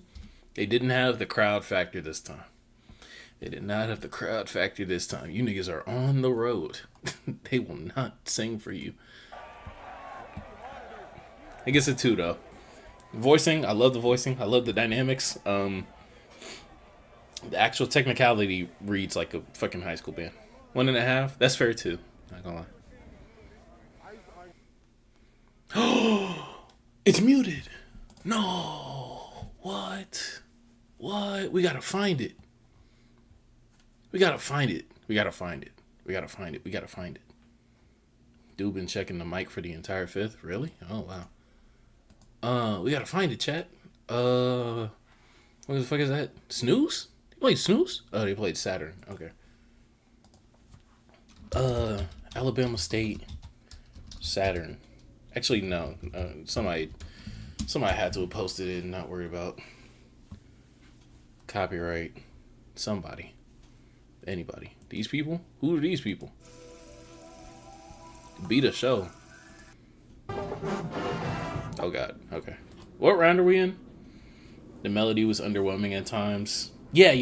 The melody. Yeah, no. If it didn't have mellows in it, it was not melodying. 1, 2, 3, 4, 5. So this is round 5 for Alabama State. 1, 2, 3, 4, and 5. Now, to be fair, this is not in the middle. Mills Keg? Who's that? I don't know who that is.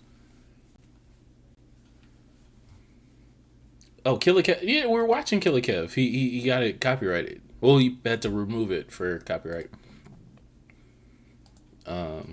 But can't get copyright claimed if you're not monetized. So this person probably kept it in. I forgot I'm recording. Hold on. I gotta give YouTube some context. Well, the video some context. In Killer Kev's video, shout out to Killer Kev, by the way, for the footage. I don't even think I led with that. In his footage, the 5th round for Alabama State had to be removed for copyright reasons, so we will be using this external footage. Keep in mind, it is not in the middle of the field. Alright. And then the song.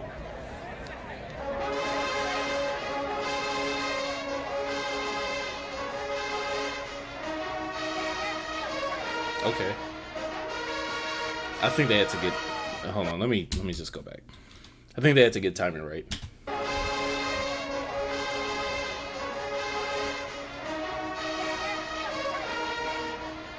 Either that was a tempo problem or the part just changed on trumpet's part.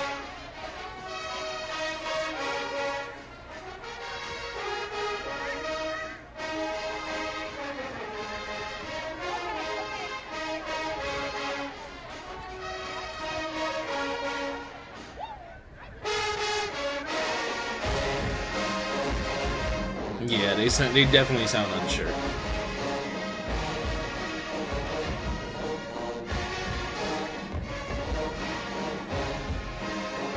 I do recognize this song though.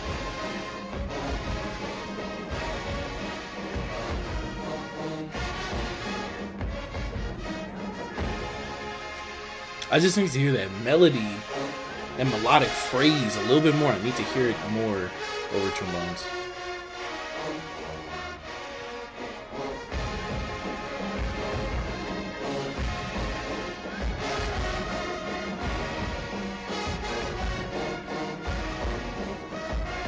Oh yeah, I said it's a vibe for him.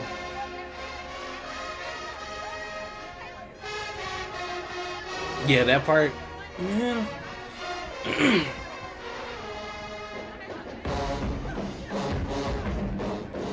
Yeah, it's a vibe, but Selena's definitely right on the unsureness. It sounds like they're trying to feel each other out on cues, on when to move throughout a phrase and whatnot.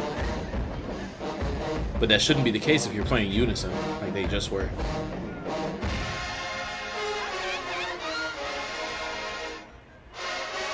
Good cutoff.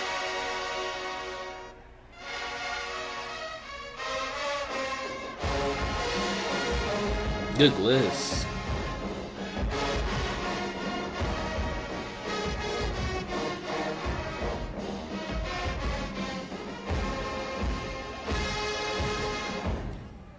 I like different parts of it, but I don't know if it has to do with the distance. It doesn't sound like it because I can still hear what like they're playing, and I can adjust for the distance. I've heard bands from this distance before. They just sound unsure. I like different parts, and it has to do with the melody. And it was during unison. Like, sounding unsure during unison is crazy. 1.5. 1.5. I like the song selection. I like the voicing decisions, right? I don't have a problem with the unison. I've heard the song, it's unison. There's no real counter melody at that. That's before the bridge. Is that a pre-chorus, or maybe that's just the chorus? I don't know. But Child 2 beat a show for the footage. This is my first time hearing this, and it didn't need a tuba break.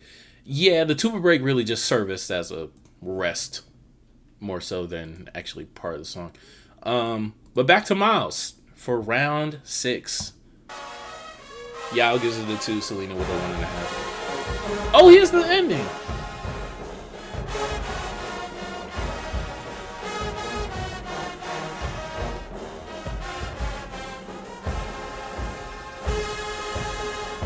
A little bit more full, but yeah, like I mentioned, like I think we can make enough an assessment on that, even with the different footage.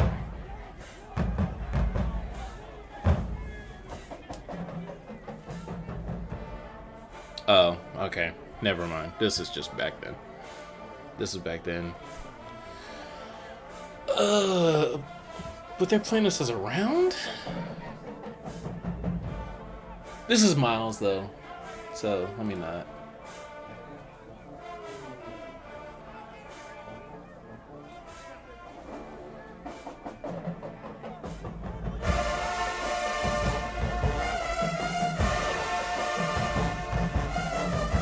The mellows are singing, bro.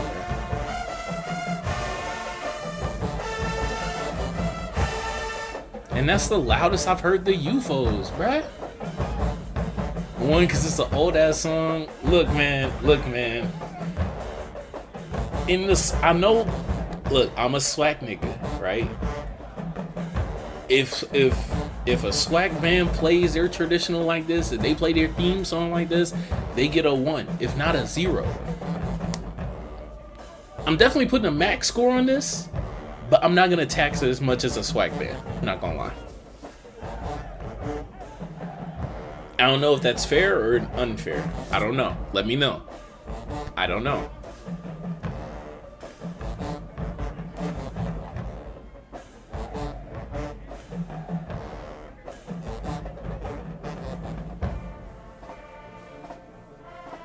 Definitely agree, but it's not a battle song too. So yeah, I gotta tax it. I gotta tax it.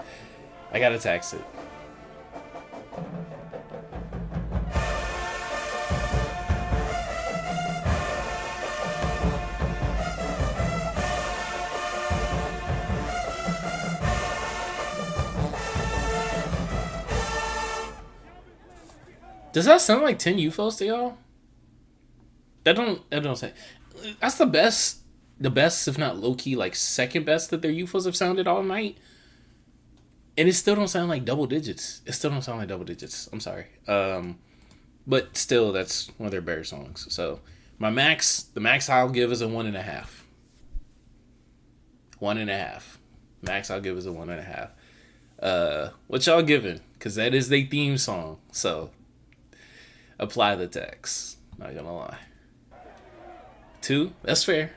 If you don't tax for traditional Selena. Well, actually, let me ask. And let me full screen this.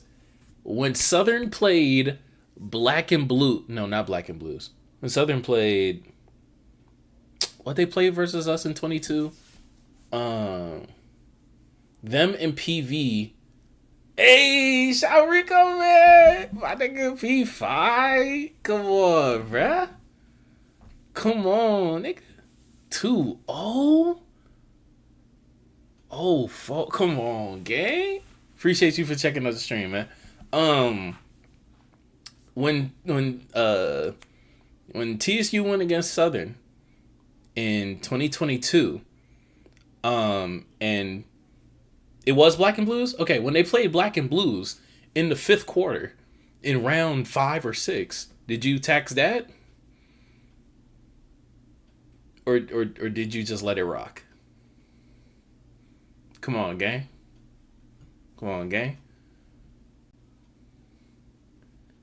Yeah, they played classical too. Well, no, they didn't play classical in the fifth. I don't think so. They did. They didn't bring. They think that's what they played versus us in the zero. My old high school B-tone section louder than that. Yeah. But I mean, like, damn, like this is a traditional for Miles. Like, we can be honest. We can be honest. This is a traditional. This isn't just a song that they just bring back. Yeah, classical was like a year old maybe. Yeah, because I think they played classical. I think that was a 21 song that they just brought back for 22. But back then, like, that's a traditional. So if you don't tax for, oops, wrong screen. If you don't track, it was more like round 11. No, Selena, I'm not gonna let you get away with this. I am not gonna let you get away with this. Nope. It was not round 11 or 12. To be fair, I know that battle went on for a very long time, but trust and believe when I say, and I know this because I was there and I was livid, that was like round 6. They played, I forgot what they played before Black and Blues, but it was insane. They played Black and Blues and Skin. They played Skin. It was early as fuck. It was so early. Bro, who is the... oh, fuck. Who's the timestamps? It's because I got all this fucking Texas Southern University. Bet money. I'll bet money when we get super chats. How about that? Oh my god. They're killing me with these ads. You're killing me. These niggas, I'm telling you, like, it was pretty early. Let me see. This is 1, this is 2, this is 3, this is 4. I'm telling you, actually, what were they playing in round 4?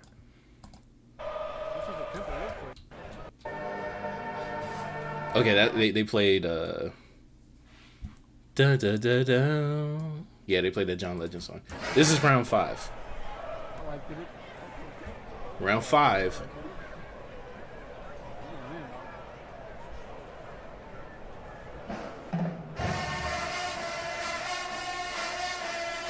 Okay, so this isn't it. They got off tempo here. This is round 5, right? This is it. Oh no, this is round 6. Skin, Selena. They played Skin I'm In. You know how old Skin I'm In is? We don't, at Texas Southern, we don't even play Skin no more. We don't even play Skin. New staff came in and was like, that shit's so old, we not even rewriting that bitch. That's so crazy. That is so, and these niggas played it in a 5th quarter. These long ass chords. This dumbass song. And then the next round, this is round 6, by the way. This is halfway through the battle. And mind you, let me show you how long this lasted. This was like a 4-minute song. They played Skin for 4 minutes. From 24:56, that's when the camera pans. Their horns are up at 25 minutes. They play. The last trumpet screams like a whole note. You can hear them re-entering and shit. 3 minutes later. Are you fucking kidding me? Oh my god. I know this has nothing to do with the battle. This is nothing to do with the battle. We're gonna get back to Alabama's last song, but I just need this. I just need this out there. These niggas, and then in the next round, you folks was tired as fuck. I'm not gonna lie to you. We play that shit. Guess what they fucking play? Okay, never mind. It wasn't the direct round. Wasn't the direct round afterwards. Was it this round? Okay, this is also a traditional. Okay. Do they play Black and Blues? Let me go to A1. Maybe you're right about Black and Blues. They played Black and Blues like later, maybe. Skinnamin, yeah, Skinnamin is a great song. It is a long song and it's old as fuck. Play that I Wanna Be Down. We go, Rico, I'm telling you, we go get on a nostalgia trip one day on here. I'm just come on here and just blast a bunch of Texas Southern propaganda. Especially from 22. I can't find it though, but y'all get the point. Y'all get the point. Back to the actual thing that we're doing. Back to the actual battle. Miles is coming off a 1.5. They played back then. If you're taxing it, you're taxing it. I taxed it. Alabama State.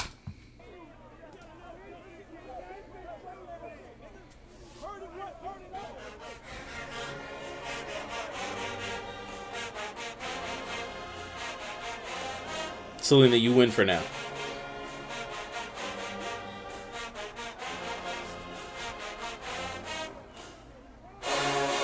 Good.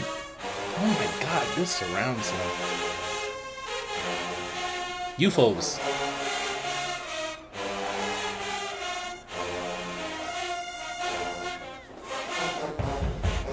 I don't like how that's written. That's written so choppy, and it loses all the momentum right here.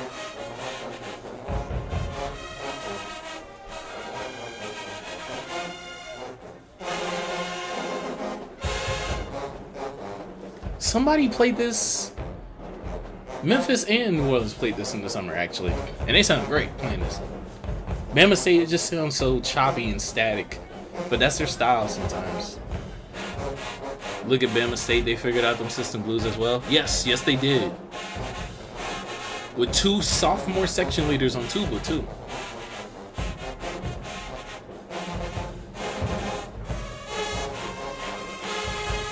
UFOs. Y'all tired.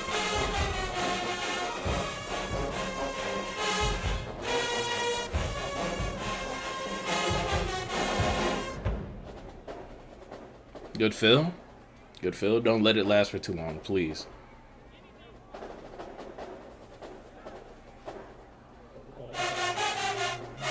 Oh, Metro Tag.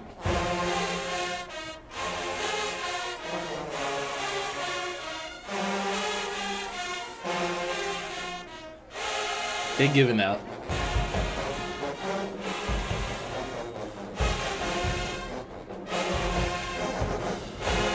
That was disappointing. That was a really strong intro.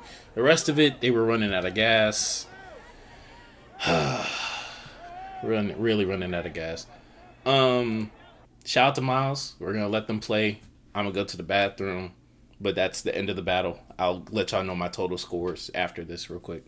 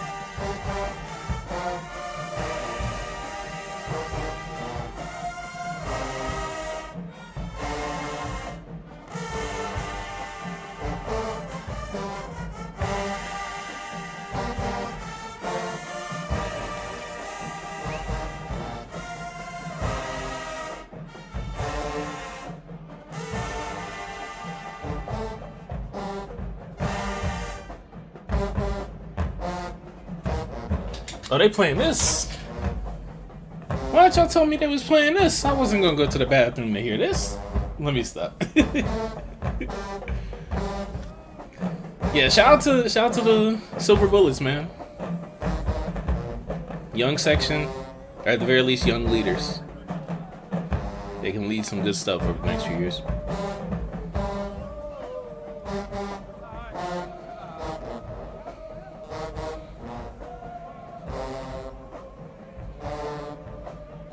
This sounds like a young section. It sounds like the front 2 to 3 are pushed on the east side, and that's about it. Especially on finishing phrases in a lower register. Yeah.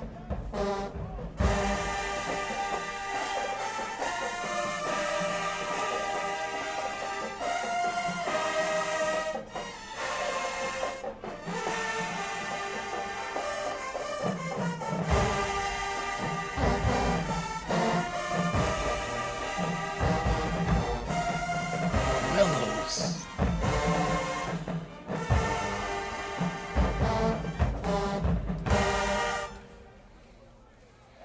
From what I heard, that sounded great. Hold on, let me go to Facecam. So from what we did on stream, and shout out to the stream, shout out to everyone in the chat. We this was a great battle. This was a good battle. Miles in the middle 2 rounds really gave it away. I am not gonna lie. They came out really swinging for the fences. Yeah, it didn't end up too pretty for them. For total scores, let me add this up real quick. 4, 8, 11. And then 1, so that's 2, 4, 6, plus 3, that's 9. But in the final score of Bama State's 11 to Miles' 9, Bama State walked out of here with a victory. Off to a great start for them for the beginning of this year. Band sounds really solid, although UFOs definitely did take a step back.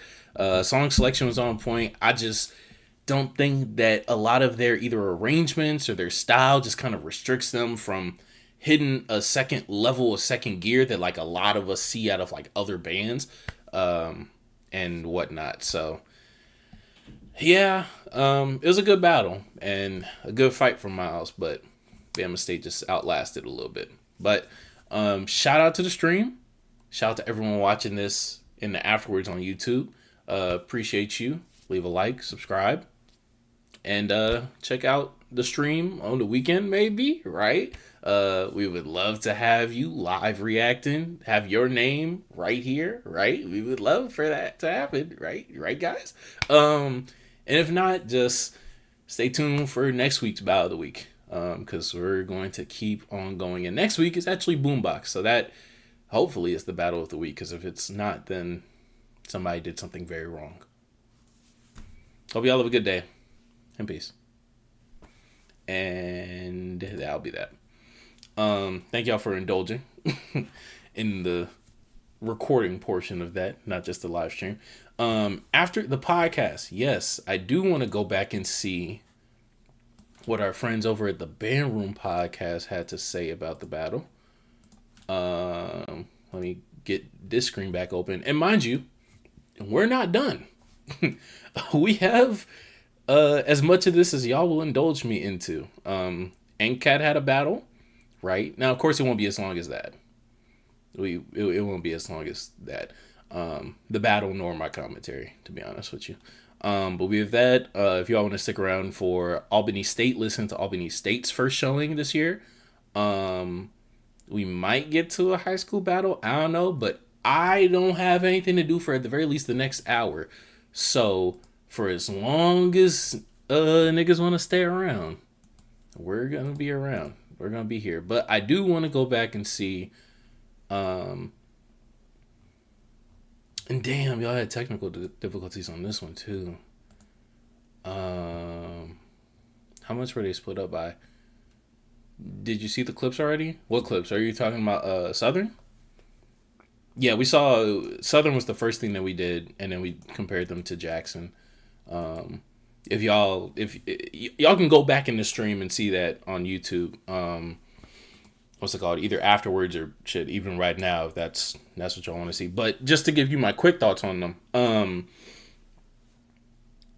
Oh, the JSU clips already. Yeah, I saw the JSU clips. That was the second thing that we did.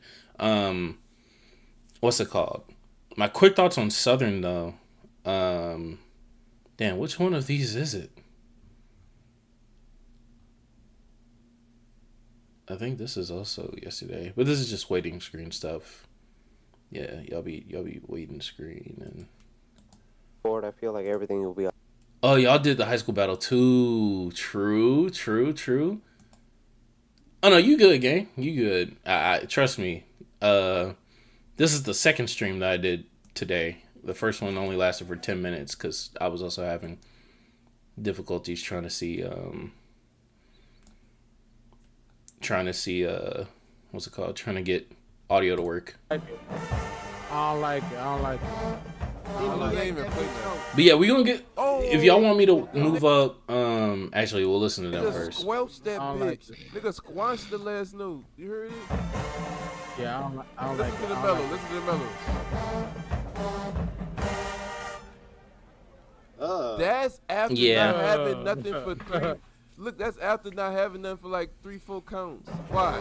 It literally ain't have nothing. This shit. How you gonna raise me a poo when the section ain't playing nothing for a long time? 1, 2. Yeah, they spoof it a little bit. It don't count to the score though. It don't count to the score at the very least, right? It's college mode. Now y'all fucking up out here. They should have kept French's arrangement for this. French originally arranged that for. I know French originally arranged that, but he did it for them. He did it for Miles. I did not know that. Shout out to the I'm trying to see. I ain't gonna lie, we heard a lot of TSU. I kind of want to hear Southern University send at home. Oh yeah, no, ain't no. Did y'all give overall thoughts, or y'all was just doing it in between? Right. Let me see. Who had the best round? What was the best round? The best round, Bama State. They're third from the end. So that's Miles. Bama State's last round, second last round, third last round. I want to know what y'all said. I know he cranking though. But look at him. Oh yeah. How straight do you think his tone is? Swing. Oh! That's probably how you sound. If you could picture. Oh my God. Yeah, y'all got some youthful players out there too. Fire hose. You ain't swinging your fucking horn like that. That's a motherfucker. Look how you swinging that bitch. Bro, this shit is so funny. Yeah, they're funny as fuck. Shout out to the Bear Room. Shout out to the Bear Room podcast, man. If that mouthpiece locked on, he aiming at the ground and swinging his sound around. Yeah, it's more than just the aesthetic shit. Like, it's so hard to have a stable embouchure throughout all that. Like, even as a former saxophone, no cap, whenever them niggas be going up and down and shit, them niggas not playing. Them niggas not fucking playing. My favorite Miles song of all time is that Dreezy, Close to You. Oh! It's been so long since I've heard They're Close to You. It's been so long since I've heard They're Close to You. Yeah. I wonder if evil came to me as a little girl. Because it wanted me to doubt myself. We're gonna get back into the reacts real quick. Selena just mentioned this, and we can take a trip down memory lane a little bit.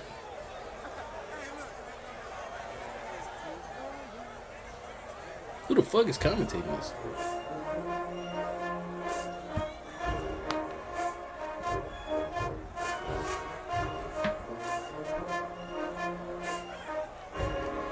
They had a little bit of tempo issues. But them mellows.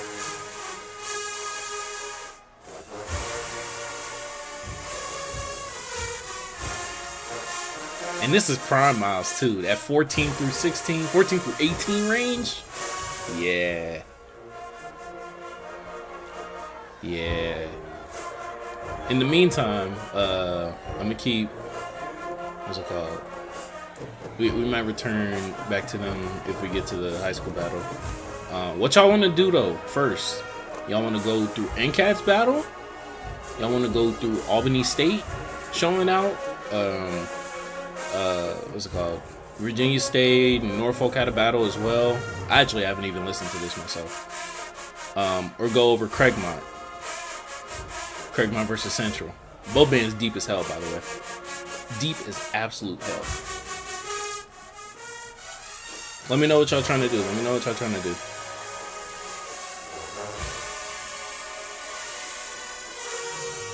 That upper brass.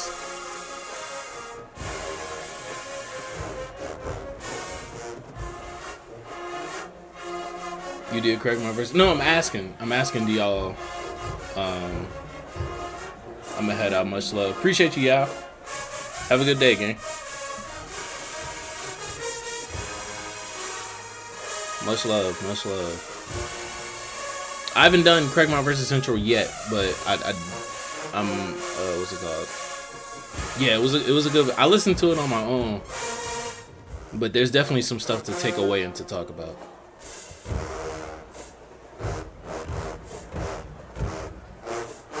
Damn, Rogers Bros did that? Damn.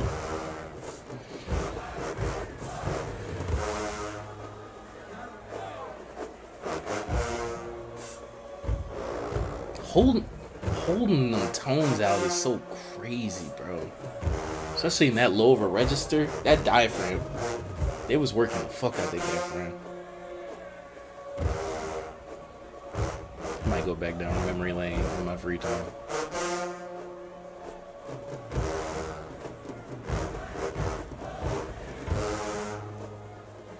We're gonna do this and then we're gonna get into I'll rearrange this actually. I'll rearrange this. We'll get into Albany State. Cause this says 34, but it's not that long. Cause we're skipping around.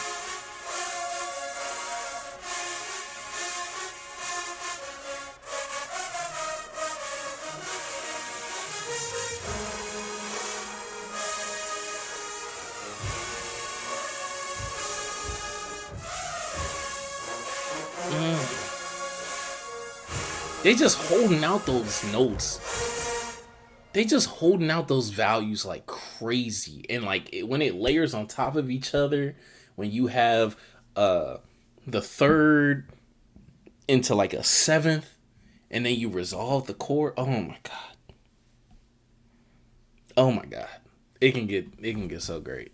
So crazy. So crazy. I didn't hear Albany State on my podcast. I heard snippets on them off screen. They sound interesting. They sound interesting. Shout out to Memory Lane. Shout out to Selena for mentioning Close to You. That's a great arrangement. Great song from a great era of fucking Miles. Oh my god. But the next thing that I want to get off on here. Yeah, like this is, I don't know. What is up with all the media teams? Because this is A1, so this is independent. What is up with everybody combining like the band clips and the entrance? Like the march out, the march in and march out and whatnot. Like I don't get it. I don't get it.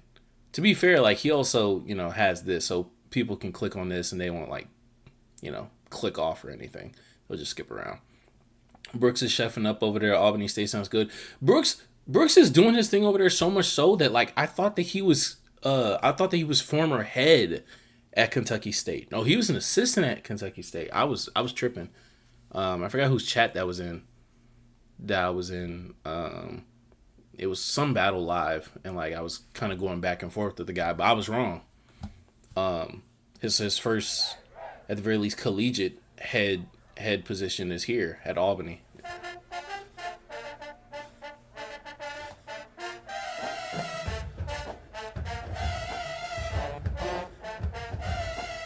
Now remember, we have to adjust our ears. Not just in terms of, if we hear a nigga playing a wrong note, it's a fucking wrong note.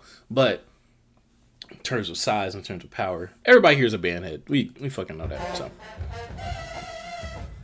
4 mellows compared to however many Bama State got.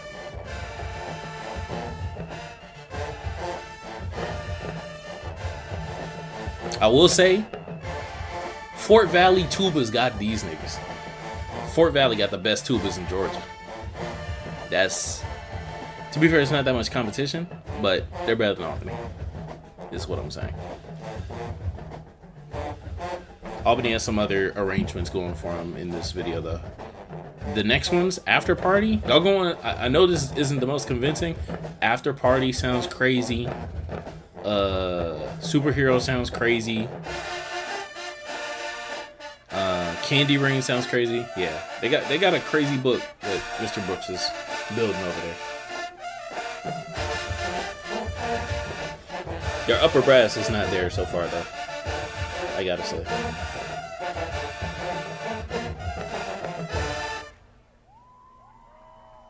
Oh shit, he's still there. Okay. He's still there. I didn't know he was still there. The section leader over here, he went to Craigmont. I remember seeing him in the Craigmont videos. Like, as Craigmont was blossoming into a program from like 20 to 22, I think. I think he's in the same class as me. I thought he was going to Southern. But no, he's still at Albany. Is that his son conducting? Oh, that's cute. That's so cute, man.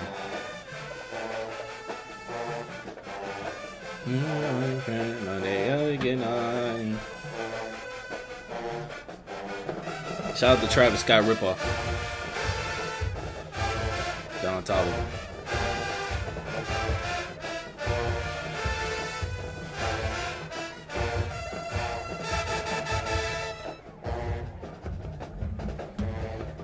My CB was actually arranging something from down in Tyler a few weeks ago, actually.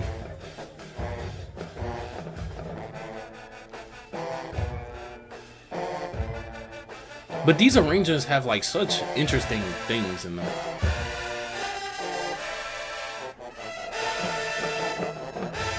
And them UFOs are strong. Them tubas, they doing their thing. I think his name is Alejandro. I believe his name is Alejandro. And they got hella cheerleaders here. I did not know Albany State had this many cheerleaders.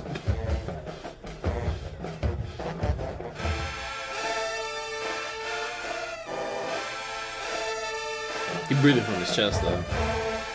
He loud, but he breathing from his chest.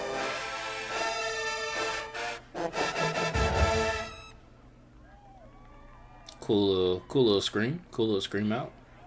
Everyone wants to rule the world. I can't remember if this is good or not. I'm not gonna lie.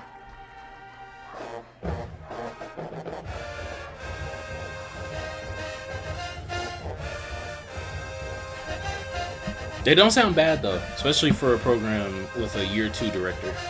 Year 2 head director, I should say.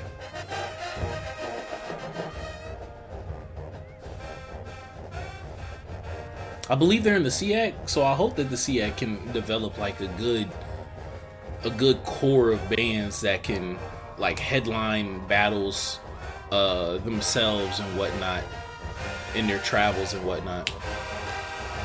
Brooks is really putting in work. Yeah, for sure. Recruiting wise, I know a lot of kids followed him from Kentucky State, which is why I thought that he was head over there. But no, he might have been chief arranger if anything, but he was an assistant. And now Kentucky has a new head director too, so.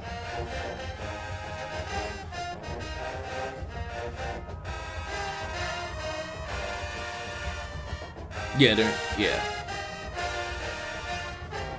Wait, Elmer, you did time at Albany? I be forgetting where you went, cause I know you went to a school in the SEAC. I be forgetting.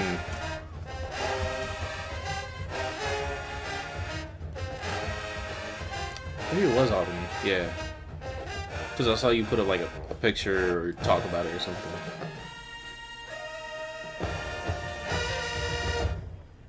Yeah, them UFOs are overpowering the band. For now, at the very least, they're overpowering the game. Here's the end of After Party.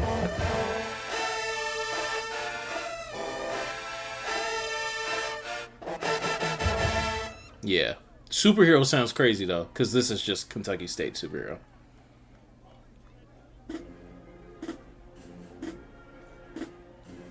This is from the side, not the back, I believe. I think the band's like over here in this corner. But it sounds good still. Raised it a little bit for you guys.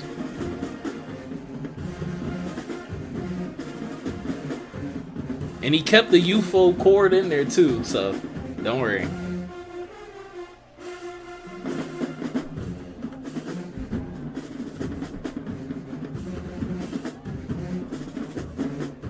And actually, it might be the SIAC, not the SIAC. I don't know too many people who have gone to school out there, I'm not gonna lie. It's kind of hard to hear the tuba break over percussion. But I think A1 was getting prepped for their halftime show.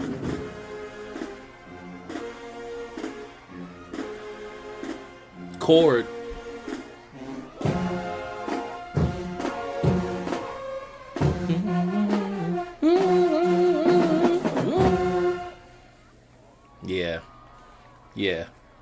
Yeah. And the dude in that original video that was playing the upper part of that chord, another Craigmont, and that's why that is going to be the high school battle. That is why, because that school produces a lot of great players.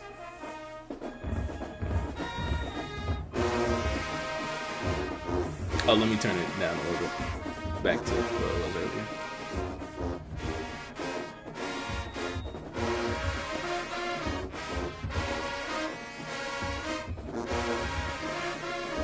Simmons was the first one to write that Metro tag in both sides, right? Yes, I believe.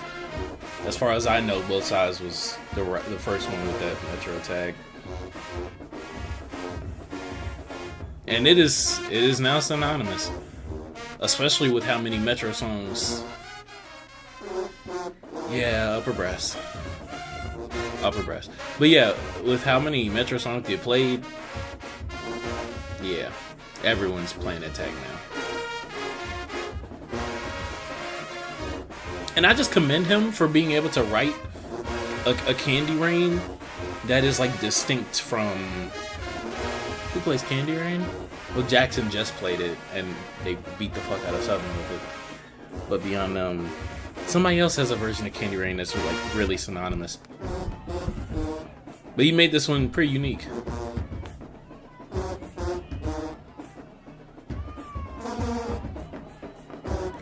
And it looked like people coming here and having fun, bro. And that's great for a young program.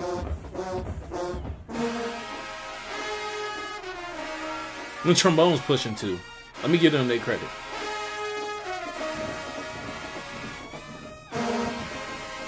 Somebody bricked the fuck out of that. That B flat? I think that's a B flat. Yeah. Then they play Neck, and they play low key some songs that don't need to be played. But we can go to Is It Good to You? Yeah, trombones are, they have a good wall of sound with their trombones. I don't know about them getting the... Okay, yeah, you did go to Albany State. We have fun at Albany State, yeah. I don't know much about the program pre its modern rendition. I know y'all always been around. God damn, them trumpets ain't doing jack shit, bro. They really gonna have to grow. But I know y'all have y'all own history and whatnot. And it's always so interesting to see, like, whether it's a new director or a new regime or whatever, like coming in at Albany State, Bonds at Valley, and like how much of the tradition stays, how many of the alumni are just like, you know, clamoring for that tradition. It's always so interesting to see that. And then like people just discover like, oh shit, this is what Valley's neck sounds like. This is what Albany State's skin or neck sounds like. Yeah, they play neck earlier. But it's so interesting to me.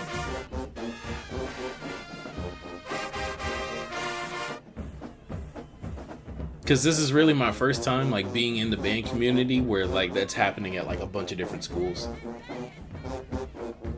Is it good to you? Is that the song right? I believe so, yeah. They had to restart it though.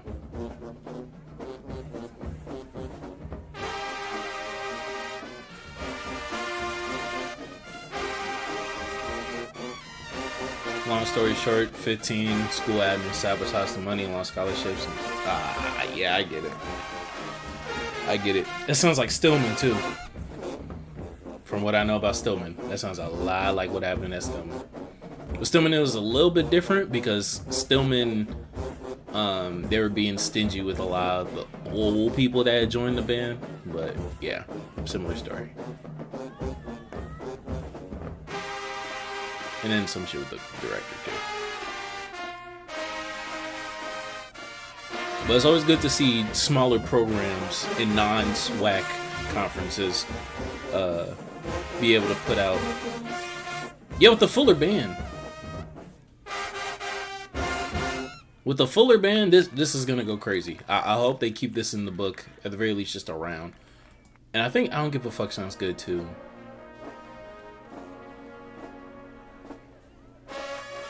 And then we'll get to Craigmont vs. Central after this.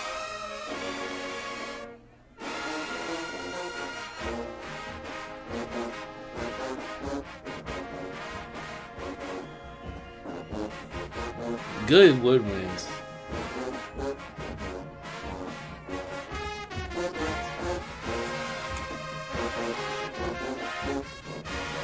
But yeah, either way, it's good. It's good to see the program back, whether it's with a familiar face or a new name.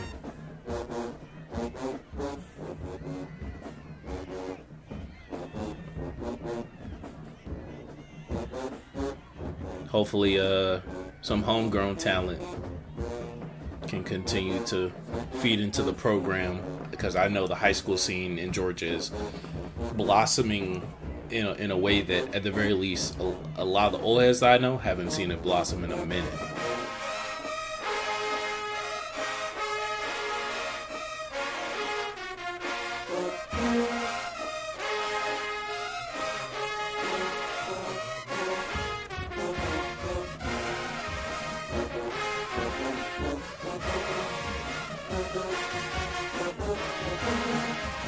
I love that chord. Oh my god, that UFO chord.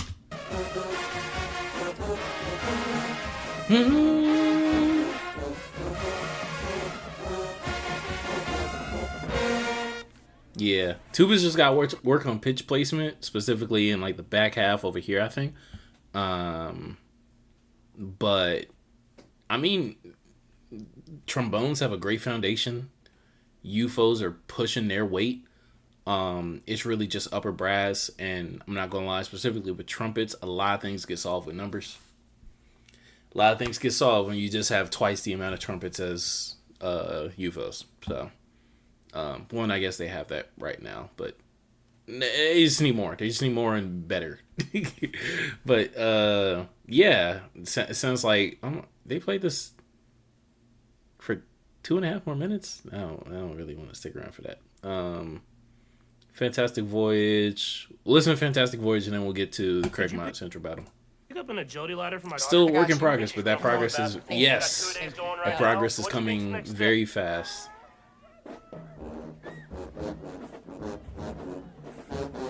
And it helps when you have someone who, hopefully, whose writing can adjust for the level of the sound of the level of musicality of the band, as well as grow with the band as it continues to grow in size. But that'll be a test for they 6 UFOs sound better than Miles' UFOs, which is crazy, right?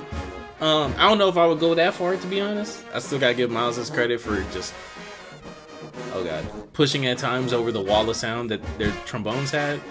But like the 2 or 3 guys in here, yeah, they definitely sound better than like Miles is probably like top 3, to be honest. You watch TSU versus UAPB in Langston? Not on stream. Not on stream. I watched it privately though. I'll see if I can get to it, because I do want to get to Craigmont next. Just be cool.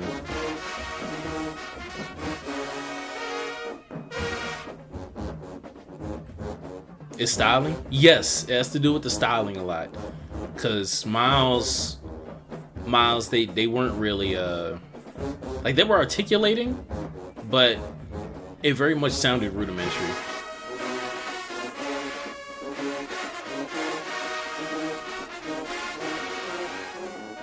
I watch high school battles. Now we will.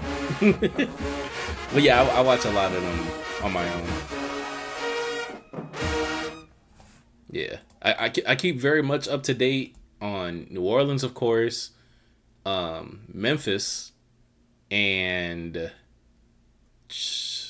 what other area? Georgia. I stay very much up to date on those 3 hubs and areas. Should go back and watch Jonesboro, McNair, Manchester.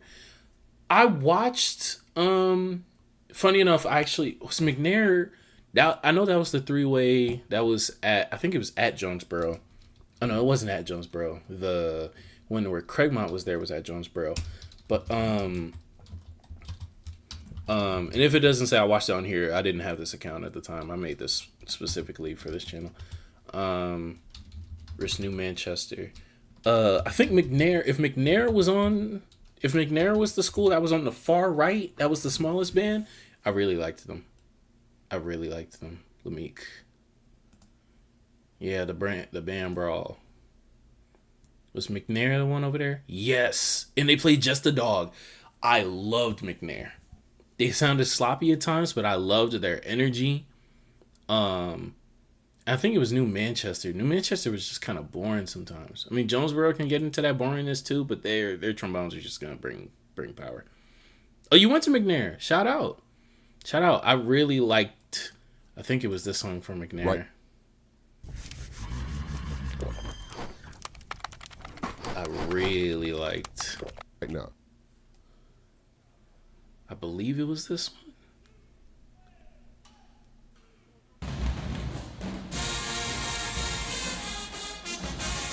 Oh yeah, and they played, what's this called?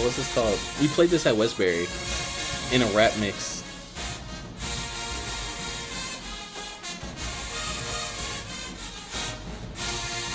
I Hate You.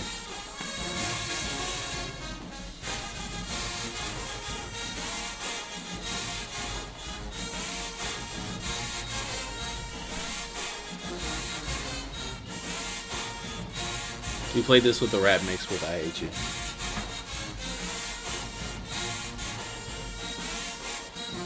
But I really like them. Them trumpets.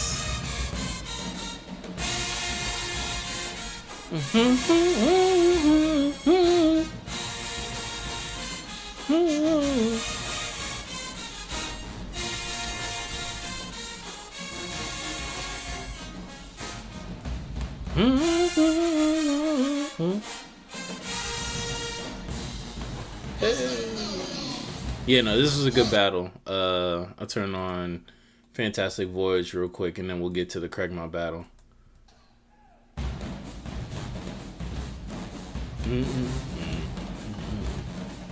I've always wanted to listen to, play Fantastic Voyage. None of the schools I went to played Fantastic Voyage.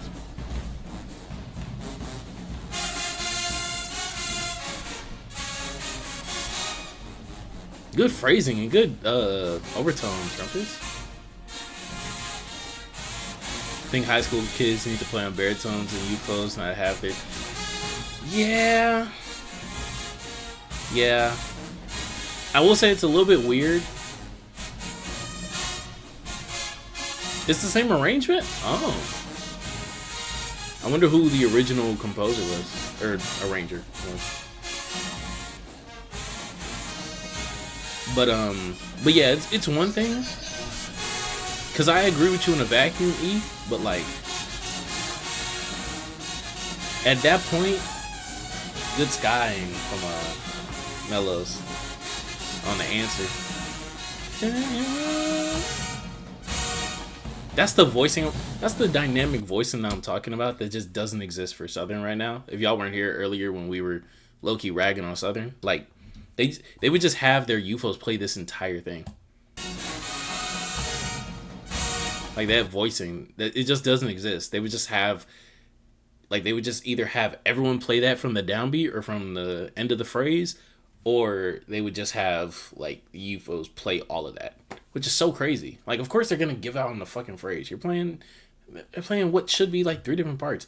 It's the trend. It's cool. Yeah, it is the trend. But not only that, I think it's asking a lot of kids to then go on and like as soon as you hit 18 have to make that transition to UFO, because instead of growing into it, because like I agree with you, some of these kids don't need to be playing like a horn just this big at 16, at 15, right? But also that horn is going to take a lot.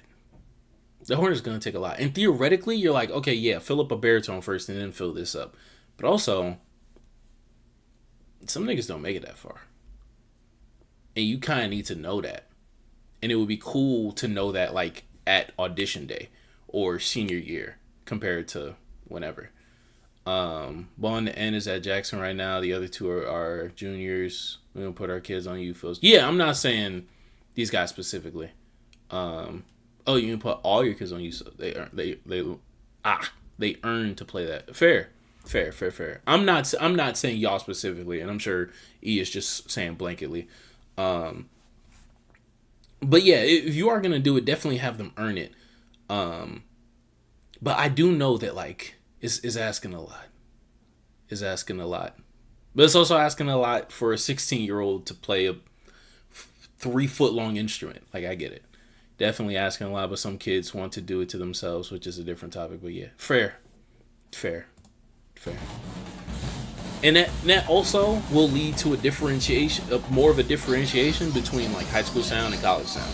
Because no cap, there's no reason why some of these high schools should be sounding the way that they do.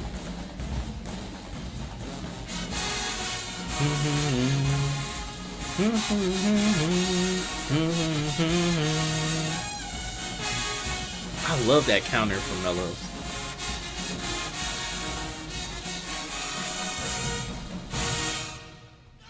Shout out. And this was at Jonesboro. I was right the first time. God damn it.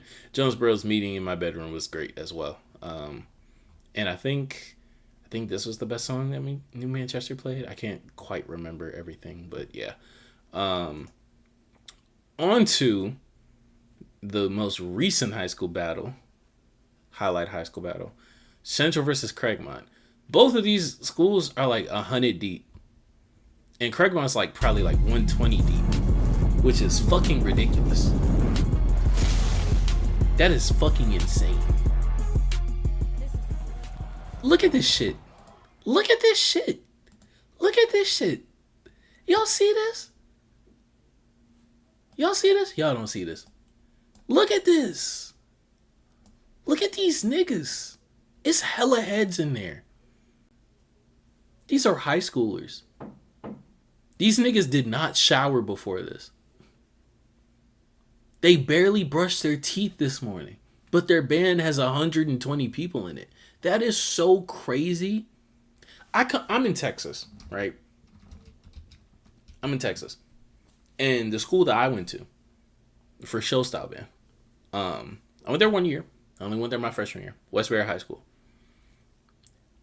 Their biggest in the past 10 years was my first year there.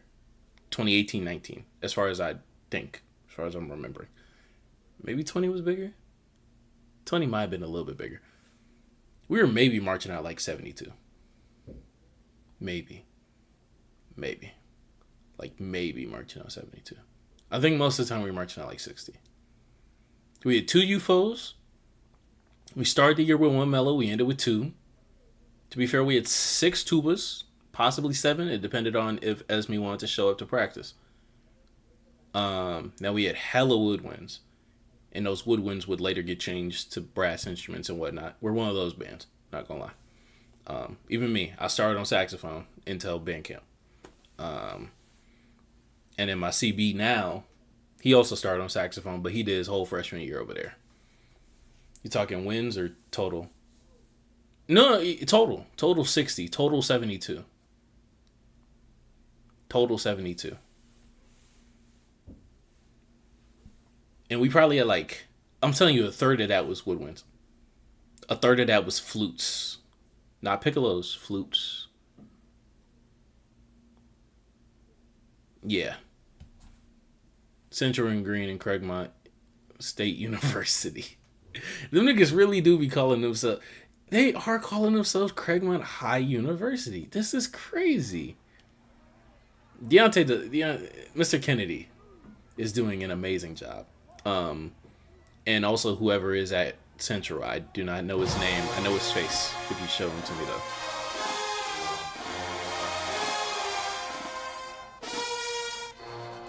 These niggas sound better than PV. I'm sorry. I had to say it. I'm sorry. I'm sorry. I'm sorry. I'm sorry. It's ocean all day, nigga. I'm sorry. That's a small Atlanta band. Georgia just be having heads. Georgia just be having heads for no fucking reason, dude. Mr. Liddell, yes. Is he at all related to Jackson's? Farmer Vendor? At all?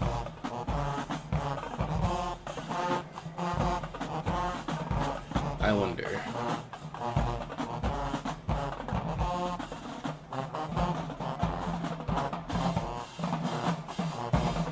Now, I will also say, especially talking about Jackson, Memphis is a city that Jackson used to own, especially with Whitehaven. And then, okay, so that is his father.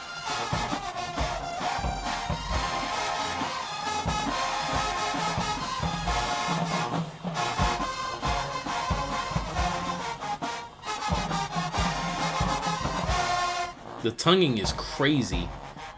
And then whenever they pair them UFOs with them trombone stagger chords, da da da da da da. Yeah, that shit crazy.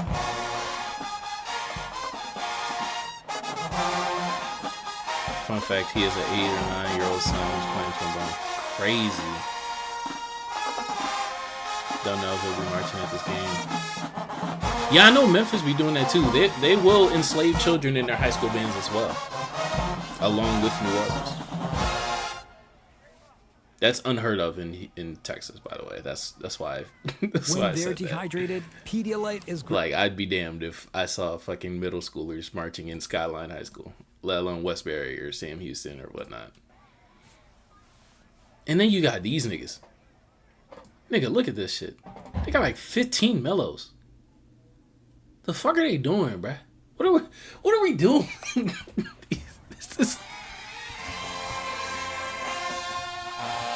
This is so crazy. This is great though. Genuinely, this is great.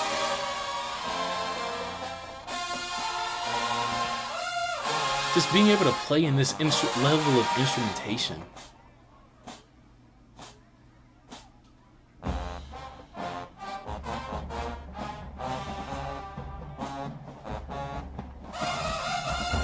Oh my god.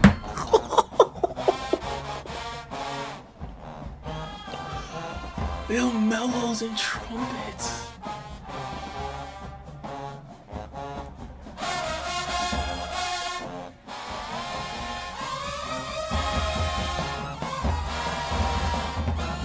The phrasing. The overtone with UFOs.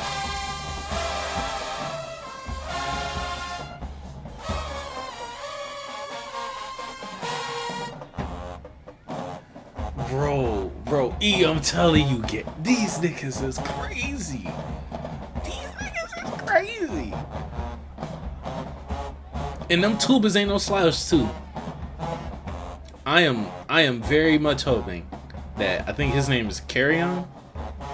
That's AJ. The homeboy is somewhere back here too. I don't know his name. I just know his ad on Instagram. I want them niggas in the ocean bad. I want all this band in the ocean so bad. They need them at Memphis Mass Band. These niggas been marching since 22. These niggas in this band been marching in Memphis since 2021, 22, 23.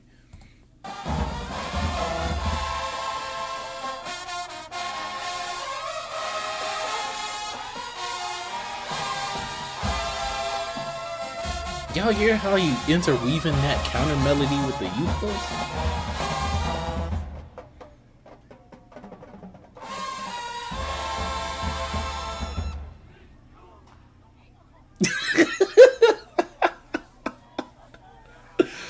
Bro, like what?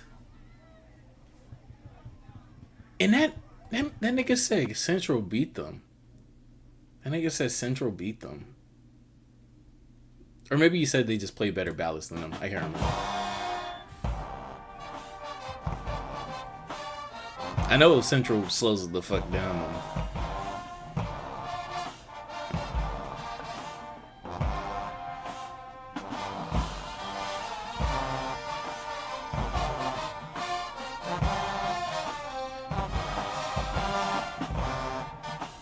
That's why I come like Mardi Gras time.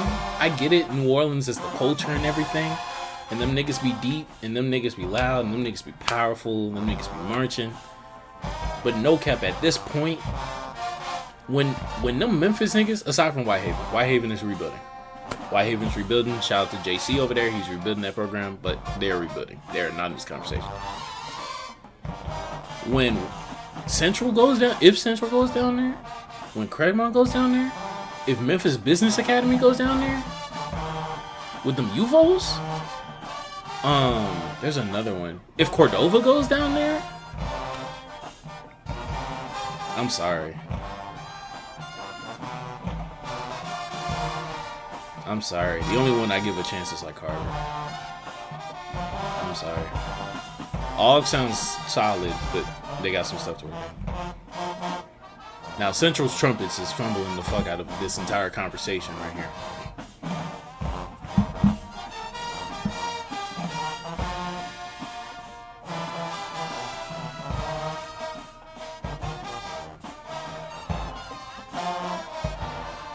What are Mellows doing? Have the Mellows do something. Or not, that's fine. You can end the song. That's fine too. See, like, they gave that one away. Like, Craigmont just finna take this second round.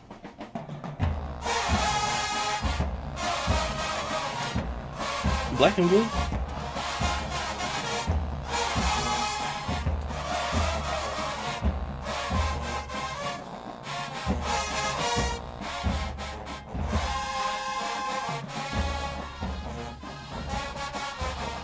Good dynamic switch.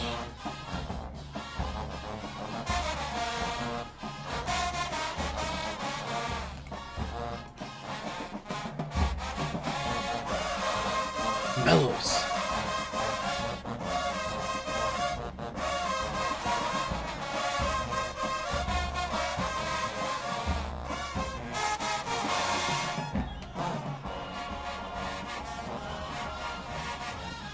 Oh my god.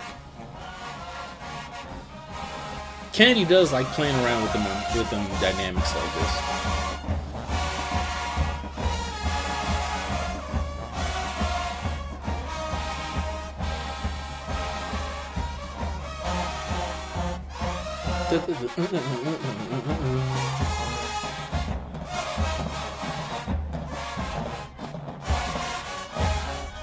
Tay just walked away and let his band go. He can do that. They just be knowing this shit. which is so crazy. They just be knowing the shit. I be in the lives, they just be knowing shit. They just know shit. Like there's no other way for me to say. They just know the shit.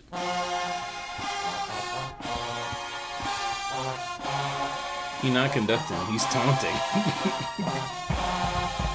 And cueing the motif. Yes, like it's so crazy.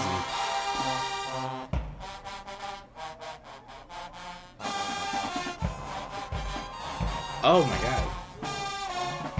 Oh my god. Them upper brass is killing Central.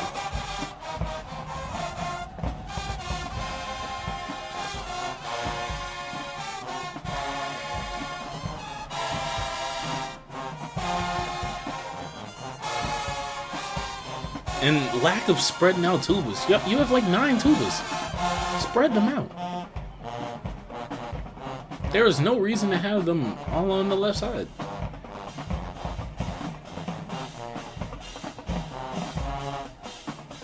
This is just hella heads. None of these niggas can have a real driver's license, by the way. Like, that's just so crazy to just remember. None of these niggas can drive without their parents in the car. And they have a 100-piece band.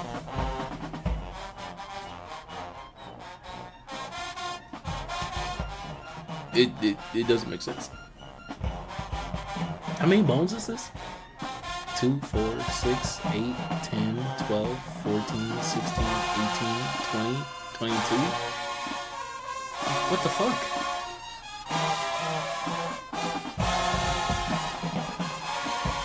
Don't be fooled, only 4 are really playing. Oh no, I know. I see them. I see them yanking, but it's the fact that, like, even those 4, even though they're in front, first off, just create the surround sound. Like, just put them on the other side. What's it called? But even if they were playing, the sound's being mushed. The sound is going into someone else, in the back of someone else's bell. And then, like, bouncing around 3 other horns before it even escapes the pocket. Like, no, it just doesn't make sense. If the green band play with confidence and stop being shy, they will be some dogs. For sure. Especially upper brass. They just need confidence and, like, holding pitch. They just need time to work on their pitch sustainment, and like just working their diaphragm and whatnot. Don't be fooled. Yeah. It still split them, even if only 4 are playing. Just put the 2 on the other side. I mean, not 2, Jesus Christ, but have them lead a line. You can definitely get a line. Yeah, I'm being hyperbolic. Petco's got your back. Like, it's just so crazy. Like, pest treatment starting at I'll show y'all $15. Westbury. At the very least, like Westbury size. I'll wait till mid-season to show them off, because that's peak, and I have agendas to push, so I don't want to show them while they're still building. But this is home for the holidays. This was.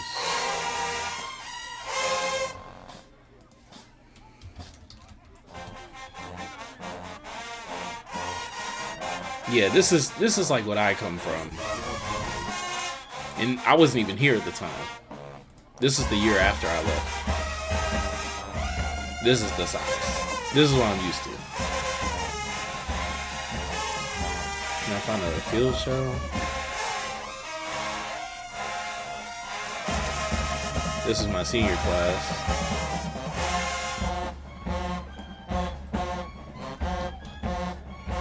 Yeah. This is like how big it gets outside of Dallas in Texas. Yeah, but back to the main event.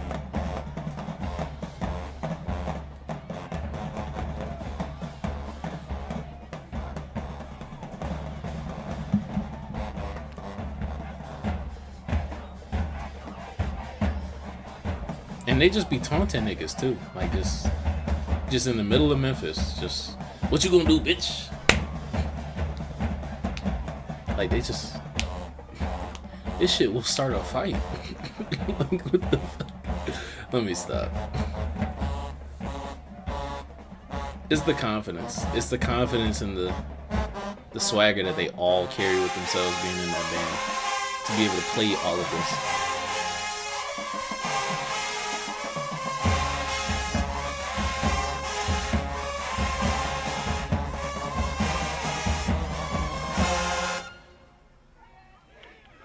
That's so crazy.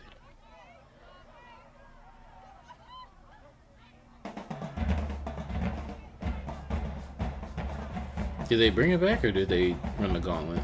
They ran the gauntlet. Okay. We can hear a quick Craigmont showcase. Make it to 3 hours.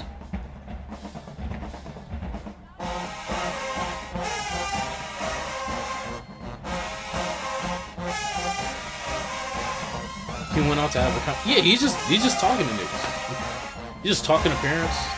So how you think they sound? That's so crazy, bro. I don't even know how you would begin to raise a program like this. To be fair, I'd imagine that 2020 Mardi Gras has a lot to do with the exposure that they got when they went to New Orleans and played the box versus in the car. But even beyond that, like he's just built a great program that has produced great seniors that have gone on to college and been great bandsmen. By the way, here's band director. Here's band director. Here he is. There's band. Here's band director. They just know. They just know. They just know.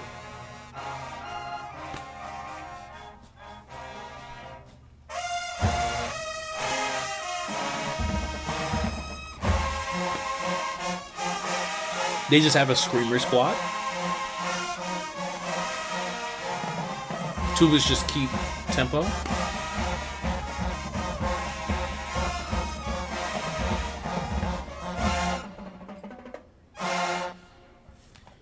And this is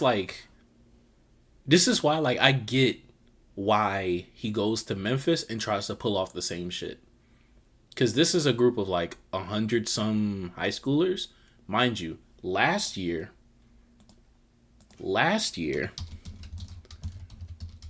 he sent the freshmen with the percussion instructor to do a battle, and they won first place.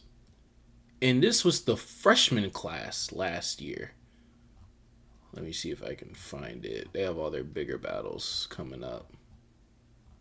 This battle.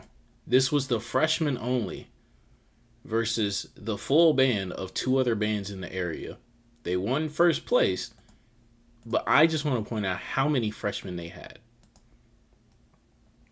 This is how many freshmen they have in this band. Well, no, and actually they're sophomores now. So imagine another set of these on top of this, and that's how many people are under the age of 16 in this band.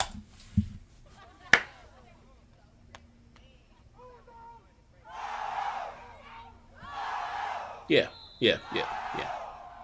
So if he can have the confidence to do this, the trust in them to do this at 15, 16, 17, where I think last year in the entire band they had like maybe like I think like sub 15 if not like sub 10 seniors, then yeah, he's gonna try and pull that shit off with the summer band, with the mass band. Which is so crazy. Are they leaving? They're doing shit. Is that them?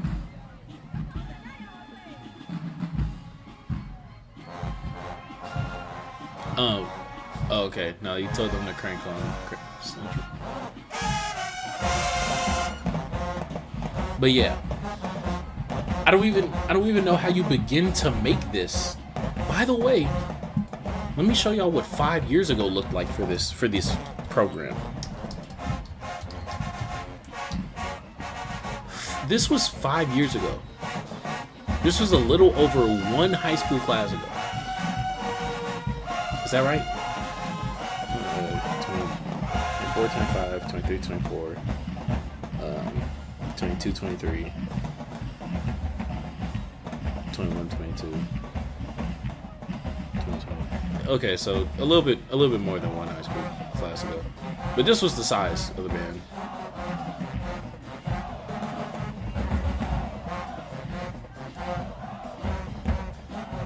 And they were still pulling off like relatively similar shit in terms of just like, oh shit, y'all gotta have the balls to do that. It's just so crazy. That's so crazy. I just don't even know how you begin to build this.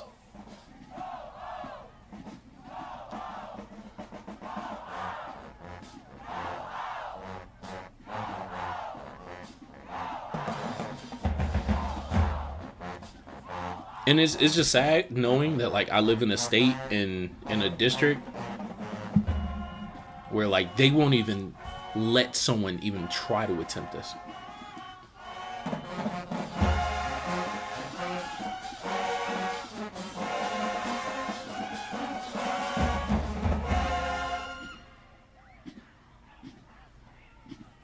So crazy. They just chased them niggas like out the stadium. Like that's so insane. I don't even know if this is a home game. Like was this a home game?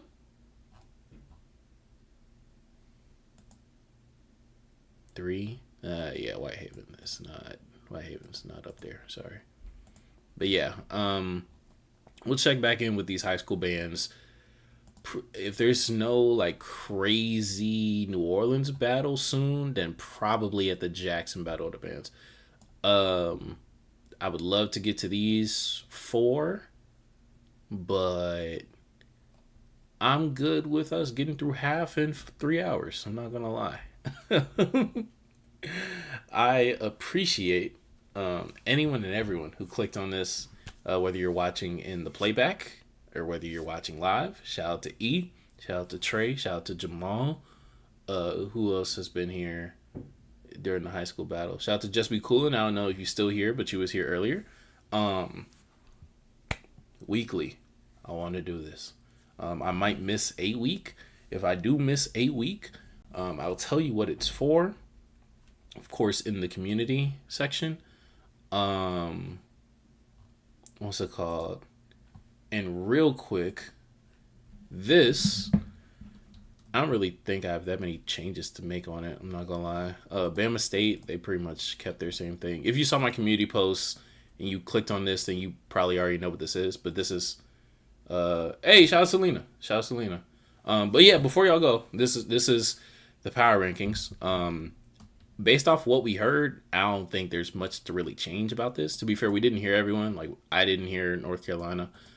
I heard TSU in person. I don't think that's enough to move them up or down, to be honest. Valley sounded how they sounded if you watched them. We listened to Southern. Unless someone wants to cape for Southern, like this is about what I have over Southern. Southern's like what, 5th or 6th, if not 7th. UAPB sounds good. Probably not this good. They're probably like an 80. Probably like an 80. Probably moved down. Tied with FAMU and Langston. No cap. Y'all might be mad at me for my FAMU ranking. FAMU is not that good. Please stop overrating them. Please stop. The whole point of like us waiting until battles to judge bands is so we can judge song selection. So we can judge like, you know, the intangibles, quote unquote. If we were just judging like how good a band sound, then like I don't know what the fuck you niggas were rating Alcorn for in the mid 2010s. So clearly that's not the only thing that matters. So yeah, FAMU's at 80. And even then, like their arrangements sound simple and they're not even that clean, like all the time. So unlike a Norfolk, unlike an NCAT, to be fair. And to be fair with NCAT, I haven't heard their most recent battle. So no, that as well. But other than that, this is the power rankings. I guess we can add, who can we add? We can add Albany State. I gave Albany Weak Trumpets. Their best song was Candy Rain or After Party. UFOs and B-Tones are strong. Great arrangements, 77. So I have them tied with South Carolina State. If South Carolina State has something this week, oops, spelled that wrong. If South Carolina State has something this week, then I didn't see it. So that's that. the other people that we can add to this, North Carolina, South Carolina. It's so crazy. We're like about to hit week 3, and we haven't heard a single a listenable battle from Bama A&M, and then like these bands are non-existent. That's just kind of crazy to me personally. But aside from that, no one's a 90 because no one's played like the best bands haven't played enough, and then these bands aren't good enough. And Cat has some very easy mistakes to fix. Norfolk has arrangements to get better at. Bama State just can't hit those levels.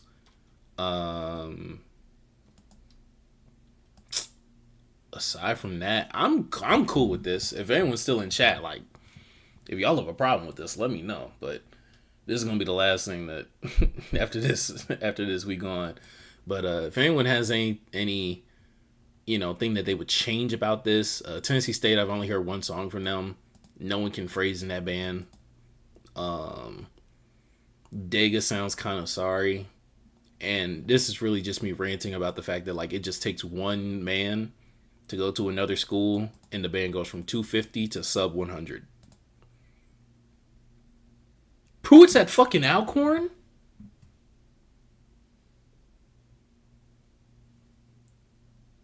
No way. No way. No way PREWITT's at fucking Alcorn. What? What?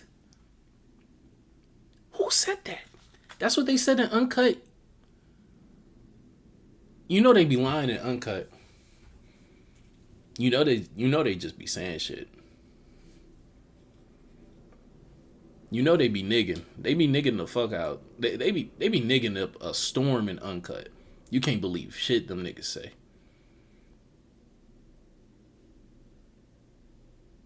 So your friends at Jackson be telling you, hey, if that's the move, that's the move. I will say his arranging style definitely fits Alcorn. Probably not more than Jackson, just because of the extreme levels of balance that Jackson has. Let alone like the masterful phrasing that they have. But I mean, I guess that makes me a little bit more excited, but he's 1,000% not Jackson no more. Damn. I mean, it's not the biggest loss, to be fair, but it is a big loss. You know, we just won't be hearing those arrangements from Jackson anymore, which is sad to hear. But Jackson's gonna be Jackson regardless. So, yeah, to be honest,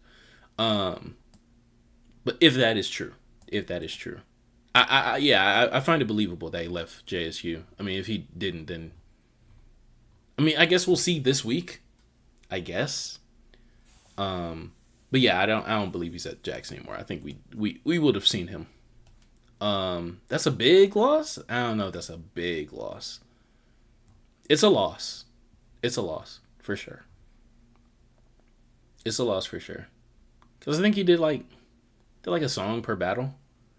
Aside from like Southern and Us, I think he did multiple. No, not even Us. I don't think he played. Yeah, I don't think he might have caught off one song versus Us. But I guess that makes me, if he is at Alcorn, I'll be looking forward to Alcorn. But I know Coolin said move TSU up a point. The only reason why I'm not moving TSU, well, I didn't have. Oh no, I won't say lateral. Not gonna lie, gang, that's a big loss. If y'all think it's a big loss, I can see it. Don't get me wrong. But like, even looking back at this past season, I'll just pull up a random battle. I think their best battle, or at least the toughest battle for them, was versus Alabama State. So we'll look at Alabama State. And to be fair, there's more to band than just like calling off songs. Like, I know that. Don't worry. But just to simplify it for this conversation. For the rap side, I say it is, but again, it's not like it's a lot. Well, he also did he did the SZA song. I'm forgetting. He did Kill Bill, so it's more than just He ran the bit. Yeah, he ran the book at Boombox too. Yeah, Kill Bill is his. So that's round 1, right? This is Johnson. Yeah, this is Johnson. They play Instinct, White Jacket. That's they play Crave. Yeah, they play Crave.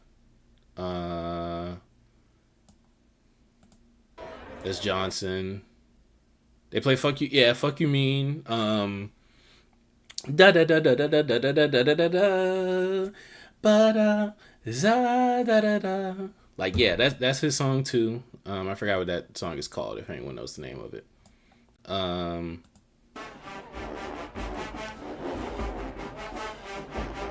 Yeah, they never played this again. So, and then Little comes back on for the last one.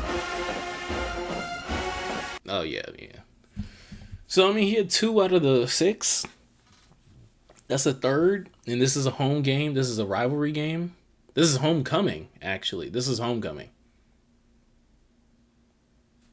It's a big loss for JSU. Yeah, and that's my thing ultimately. Like, the sound of Jackson isn't going to change with him being gone.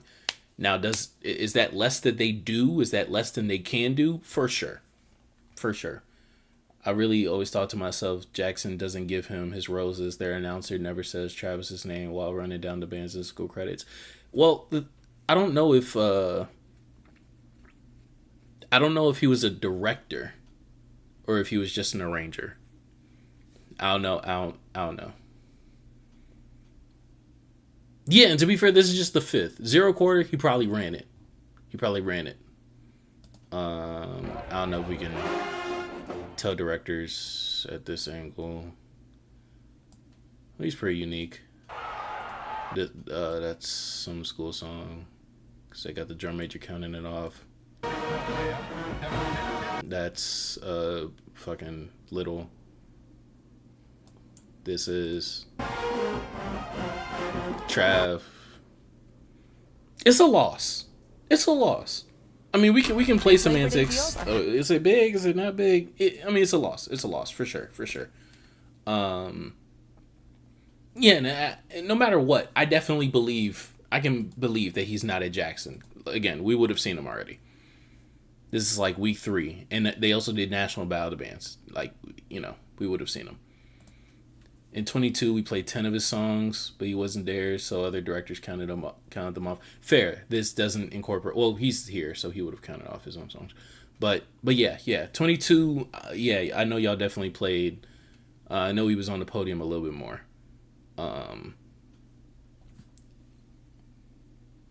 He was a grad assistant. Okay, so fair. That's fair. Because I also know that he's a lot more involved in Mississippi in terms of with the high school scene, even though he's not a director right now. I know he was speaking previous to summer band season. He was talking about his involvement in basically trying to connect a lot of the directors and the programs within the Mississippi, within the Jackson area. So, I know he was also in Mississippi for that as well. So that doesn't necessarily mean that he needs to be at Jackson. He just wants to be in Mississippi. But shout out to Mr. Pruitt. Difference maker anywhere he goes, and if he is at Alcorn, then I will be patiently awaiting their come out party. If not, then I'll be tuned into wherever he's a part of, whatever he's next a part of. Kentucky State, I don't know what to expect from them. I haven't seen anything from them. Central State. Oh, Miles. We can grade Miles. What's a good grade for Miles? Is a mastermind behind a lot of things behind closed doors and nobody knows. I'm more than sure. He is a linchpin in the community for sure. Lane didn't show up. So, yeah, nothing for Lane. What's a good thing for Miles? Him and Drew would be crazy if it's real. Hopefully that means that they won't have to overuse Drew. Because Drew ends up writing a bunch of stuff over there that is not his forte, and it sounds like it. So, like, there's a very specific format that Drew's best writing is for. You can hear when you listen to, I forgot what the name of the high school, Jefferson County. But yeah, if so, I wonder if the lights. Yeah, I'm sure Drew. Trey, you're talking about Drew. I'm sure he's still there. 78. I would also say a 78. I think that they're pretty considerably worse than Langston. And Fam. Like, I'm gonna give Fam their credit. You know, if y'all heard me earlier, like, I was kind of digging in them a little bit. If y'all want the quick of it, like, the first time I heard them, they didn't sound confident at all. The new arrangements they played at Norfolk was great. No, not at Norfolk. At South Carolina was great. They actually had life and a lot of kinetic movement. And there wasn't like a bunch of long tones. That's what a lot of their new arrangements kind of usually fall into, but they're learning. They're getting better. But like, if you're gonna play boring parts, if you're gonna play simple parts, at least be clean. And like, for the first 2 times that we heard them, they just weren't that clean. Like, I just don't get it. I don't know. So yeah, they're definitely worse than this group. They're also better than Albany. They don't have as many holes as Albany. They don't have as many holes as South Carolina. If y'all haven't heard South Carolina, where was the South Carolina shit? Who did they play against? They were in some battle. Fam, actually. If y'all haven't heard this, go. I advise everyone to go and listen to this for yourself. Yeah, I would advise everyone to go and listen to this for yourself. I think Bama State low-key should be 81-ish. Don't think that they're that close to Jackson, Norfolk, and NCAT. Based off the Miles battle, I feel you. Probably in the 82 group. Based off the battle that we just heard today, I can agree. And the only reason why is because the choppiness of their arrangements is really starting to show. Yeah, FAMU shines on stuff like Golden Hour, for sure. Those ballads. But you can't play too much of that in the SWAC. You will get booed the fuck out. So they can't play to their strengths anymore. And it sounds like it. But yeah, based off what we heard today, Bama State's the staticness and the choppiness in some of their arrangements is really starting to show. Their upper brass did not show up. I thought South Carolina was A&M. Yeah, no. No, they're about that size. They're about the size. Well, no, A&M done leveled up, actually. Never mind. They're smaller than A&M this year. But they got some size on them. They sound really good. I would advise everyone to listen to this. But yeah, I would say that Bama State is falling into this category. Who does TSU play next week? TSU plays a white school. No, TSU is a bye week, so they'll be here. We'll see. Hopefully Southern can move out of here. Hopefully Boombox just pulls it out of them. But until further notice, like, they're here. And there's nothing really that anyone can say, to be honest with you. Talladega had the biggest fall off ever in history of USA. Like, what happened to them? They used to be so good. It's so crazy because from all intents and purposes, the only thing that happened to them was Bonds leaving. It just so happens that like half the band just left. And to be fair, it wasn't half the band. Like, they had a period like Mardi Gras 2022.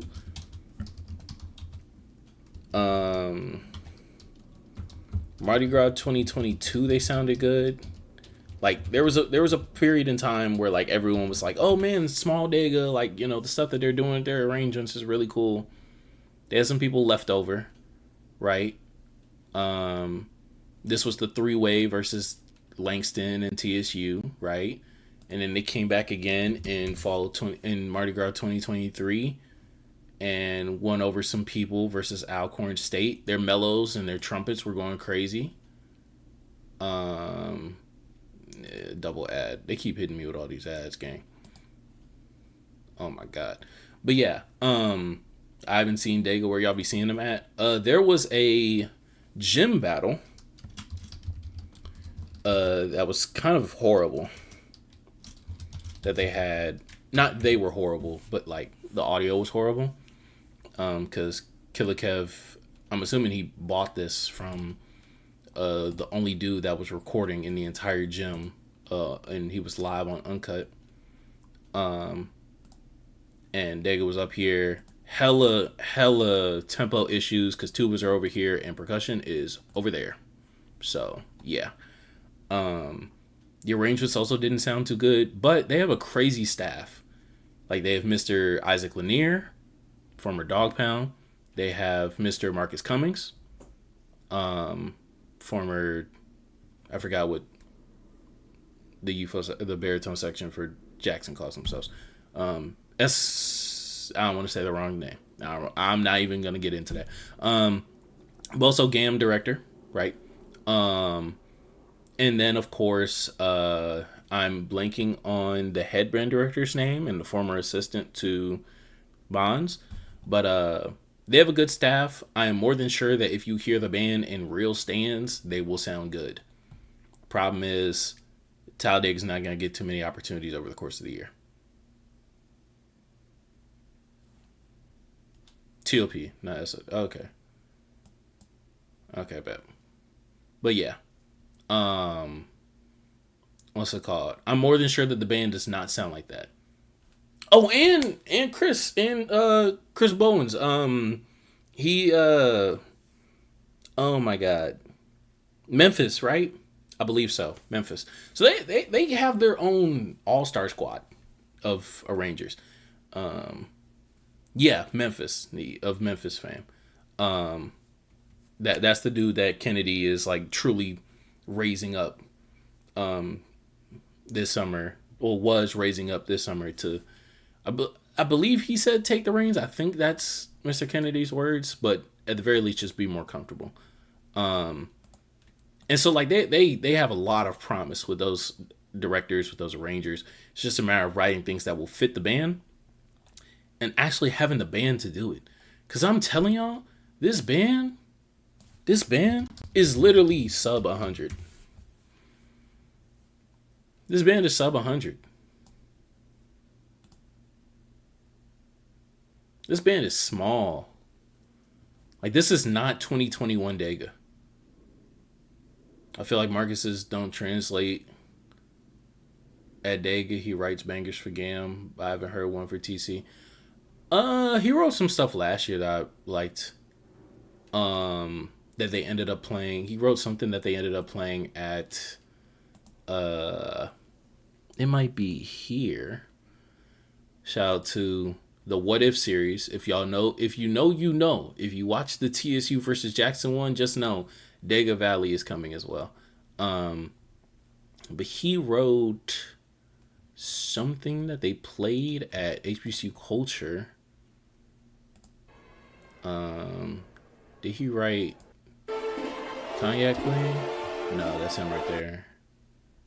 Did he write Come Through? Yeah, he wrote Come Through. Come Through is great.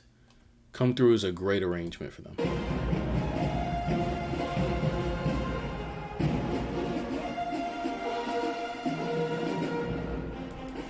Cause one thing that like Mr. Cummings also understands, along with at a level that I would say is like collegiate level and like high tier collegiate level, is voicing.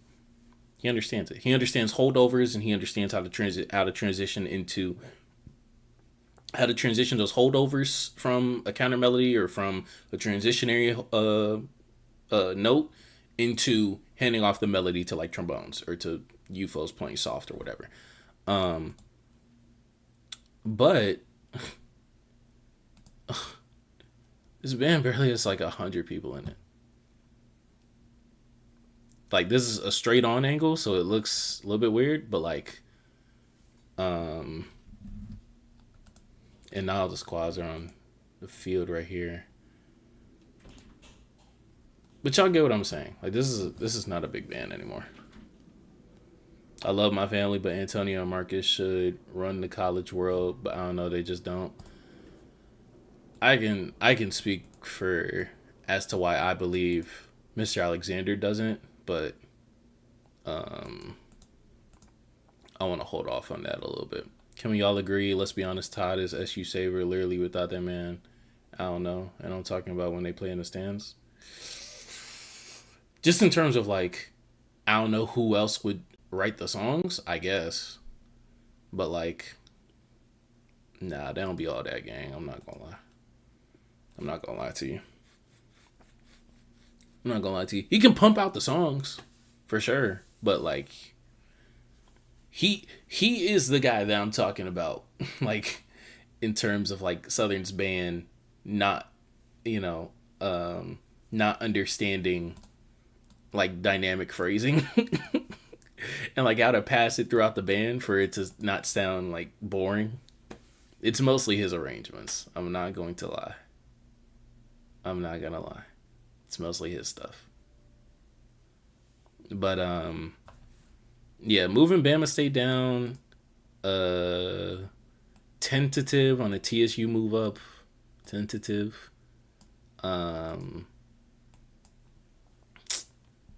All these mid-major schools, I think they're solid where they are. He's low-key the problem. I'm not saying he's the problem. You see, I Crank Central, I Cardiac, I Caleb do not agree with he's the problem. No, that is not what I'm saying. I'm just saying, in terms of like him being the savior, fuck no. But like, no cap, it's hard to stand out when you're writing like 70% of the songs, which he does. So, like, he's the main arranger. Everyone else gets to like put out their best shit while he just has to put out everything. Collins' arrangements is so repetitive. I still think, and this might be a bad thing as well, I think Collins is still figuring out how to write for that band. I think Mr. Collins is still figuring out. He's an amazing arranger, and sometimes his stuff like really hits. Sometimes, is he chief arranger? I believe. Can't be Collins. Collins is not nowhere near on the podium as much as he is. That's why it was so apparent. I don't know if y'all remember last year, or maybe that was 22. When but Kevin Johnson is the chief arranger at Jackson, and that's why, and Jamal, that's why Jackson's here, and Southern's here. Is that the excuse? I mean, it's just the fact that like, I mean, if we're grading like chief arrangers, it's like Kevin Johnson, Trenton Hunter, names we don't know. Or names I don't know. I'll just say that. No one else really has the activity to do. So name I don't know.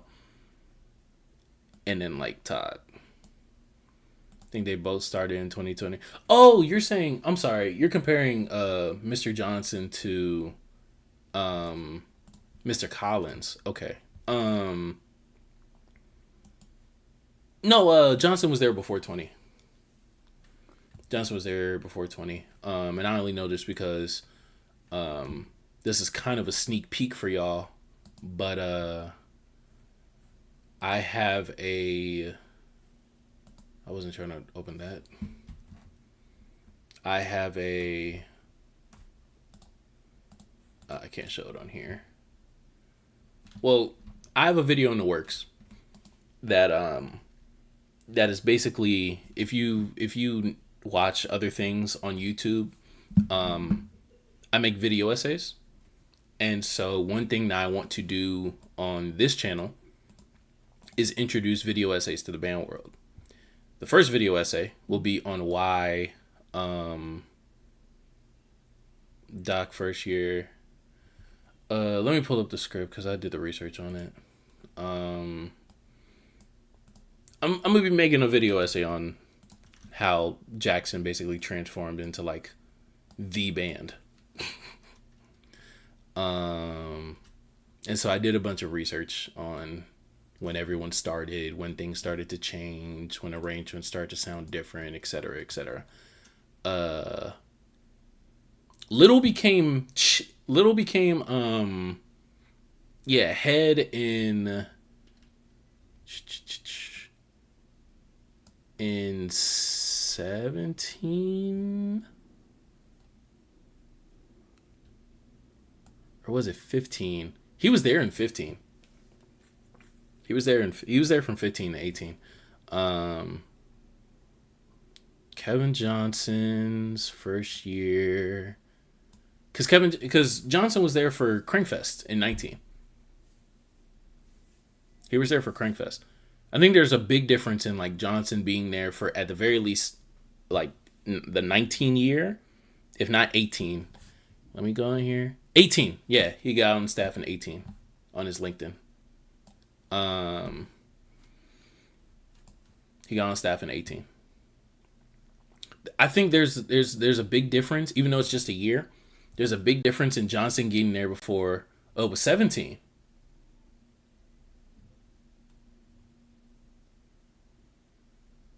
Oh no, you're saying Doc's first year's head. Yeah. His first year's head.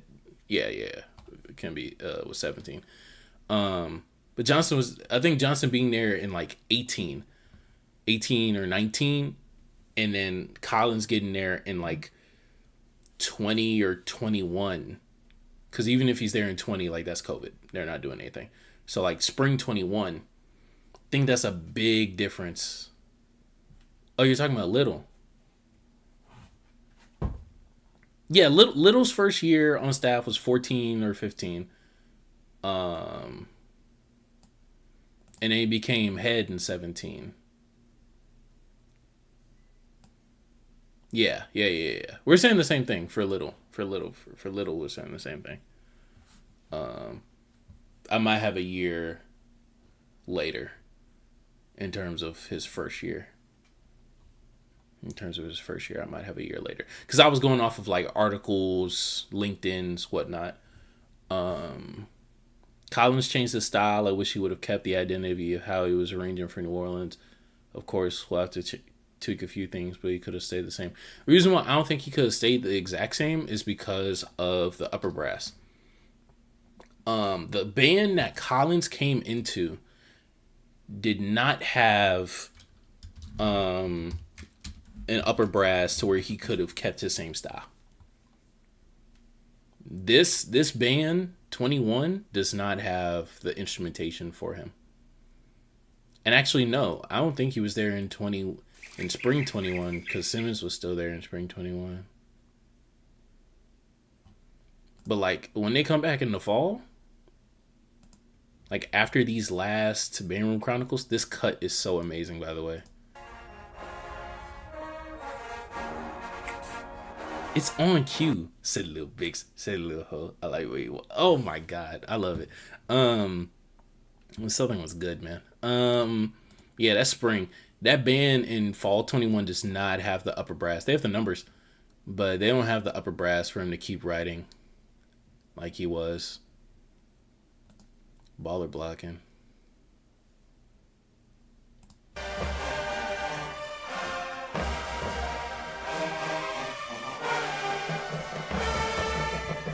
Unless he wrote like Baller Blocking. Did he write Baller Blocking?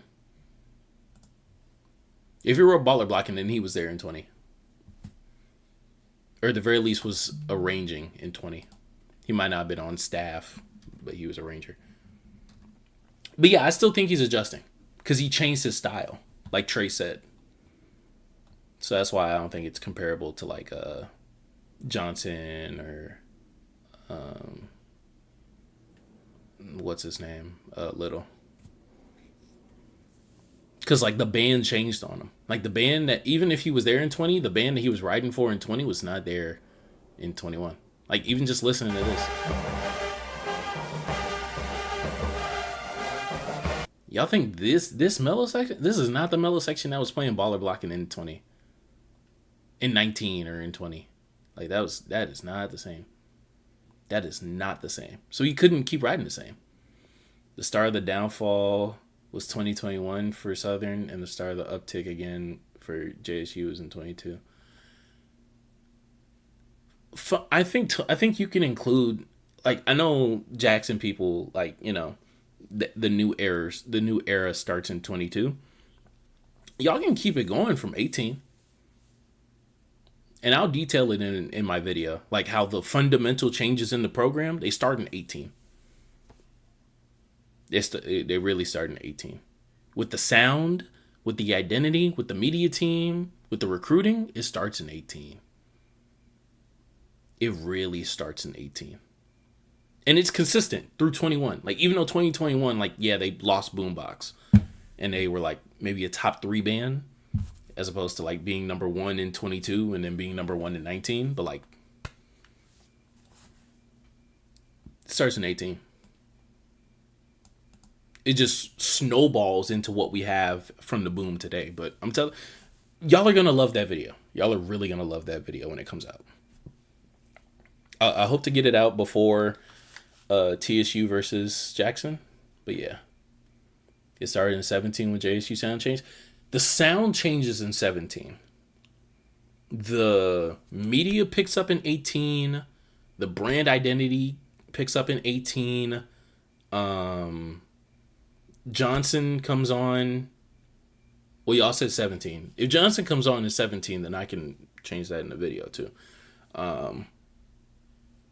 But like, I went back and listened to 17, and yeah, you're right. The sound changes. I think 17, they don't have the instrumentation. That's why I saw. I think 17 was a down year in terms of the band size. I think that's why I didn't do it to 17. 18, but COVID set us back with the recruiting class. What set the mark was the 19 class. Yeah. Yep, 17 is the small band. I knew I didn't include 17 for a reason. I knew it. To be fair, everyone was smaller in 17. I don't know what happened. I wasn't in a band at this time. This is like a year before I came in a band. But like, why did everyone get smaller except like Alcorn? Everyone was small. What the fuck happened?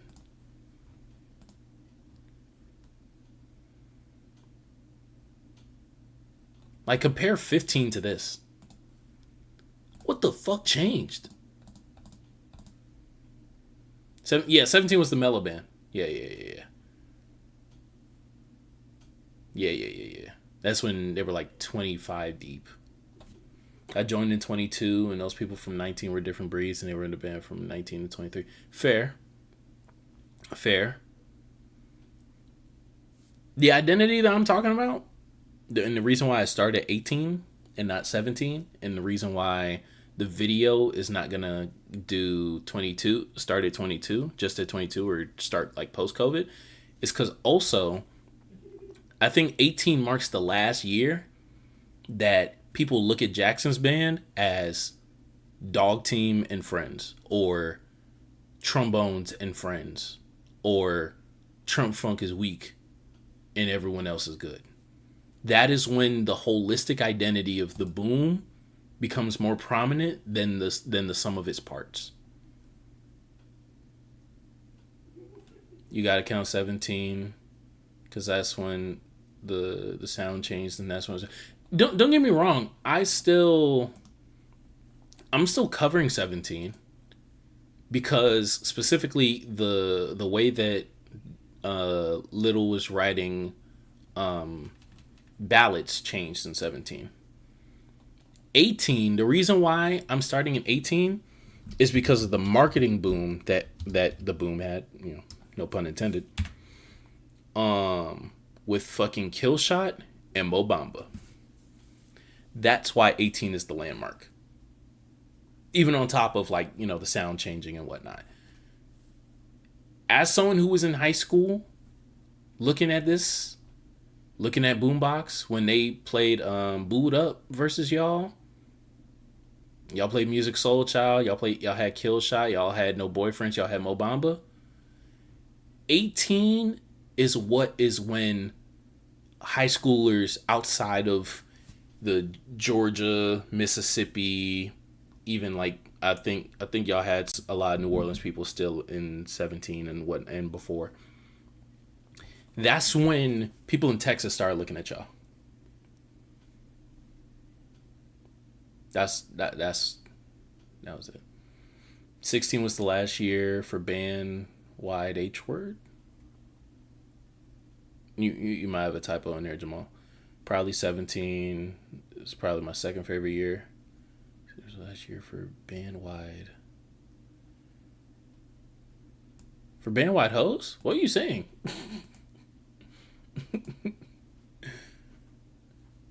I agree with you, Trey. Like, the sound definitely started changing in 17, but the video's talking about more than the sound. It's talking about the brand identity of it too, and also like recruiting. It'll be explained better than I'm explaining it right now. Right now I'm explaining it with streamer brain. So, but yeah, like Mo Bamba puts y'all in a different conversation in a recruiting sense.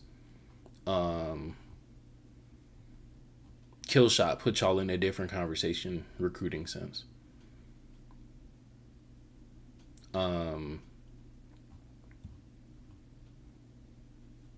And I don't know anybody personally in that 19 crab class, but I am also sure that this is the turn Mount Olympus in 16. For sure. And like, mind you, this isn't to say that like JSU Crankfest 2016 ain't on a bullshit. That has nothing to do with that. This is a legendary battle. This is an all-time battle. It has nothing to do with the fact that in 18, I'm sure for the Jackson people in the chat, y'all can talk to the 19 crabs that y'all know. I guarantee that for a few of them, the moment that they knew, or the moments that they knew that they were going to Jackson, specifically the people outside of like Mississippi, Georgia, etc., was after Killshot. It was after Mo Bamba. It was after Boombox fifth quarter.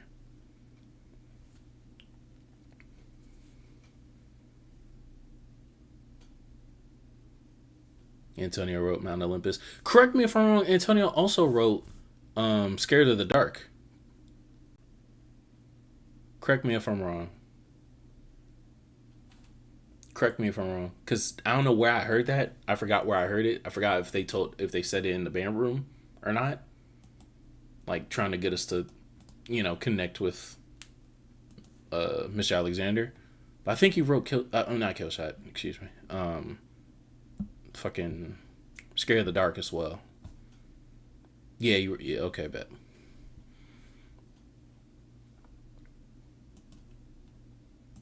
So yeah.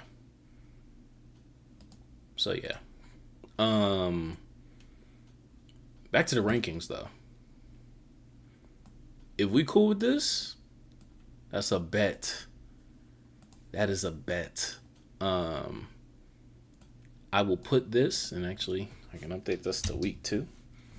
I mean, and Jackson sounds better, but like they play 2 songs, so what are we gonna do?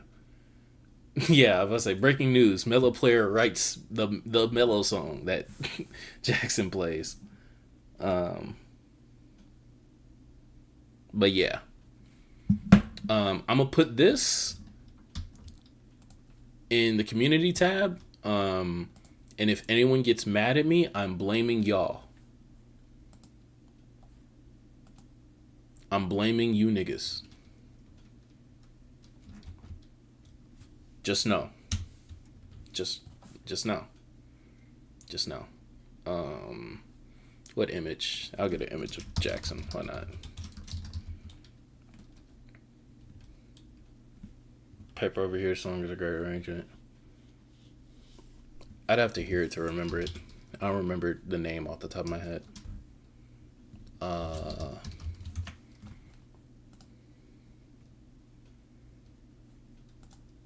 Yeah, this is a good image. There we go. Put that image there. And once again, if anyone gets mad at me, once again, we're in this together. People gonna hate NCAT Norfolk. No cap. I don't give a fuck. What, saying that they're tied? Or saying that, like, they're better than the rest of these bands? If they don't think they're better, then they're just lying, to be honest. Like, I go to TSU. I just went to the game. I just heard them niggas in person. They had the same flaws that I said on here. Everything that I said in the video was, like, confirmed. Bama State, like, honestly, I don't think too many people are going to be mad about it. Bama State, outside of Birmingham. Valley has their dick riders, but they're real. And I'm not worried about Jukes. To be honest, I'm not worried about Jukes. I'm not worried about Jukes. Jukes have to get out of 2021. Once Jukes can, like, once I don't care what Jukes have to say, as long as they still, like, have the opinion of, like, oh, they picked the wrong band director because Simmons writes better. It's like, it's nothing to do. It's nothing to do with anything. I'll publish this tomorrow morning.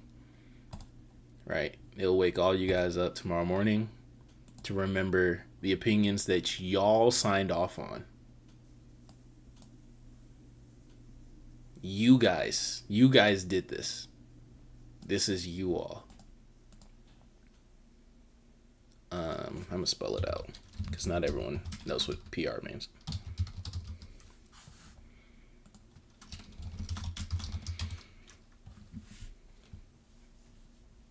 Now, the one thing I will take credit on, if anyone asks, like, oh shit, where's West Virginia State A&M University? I don't give a fuck.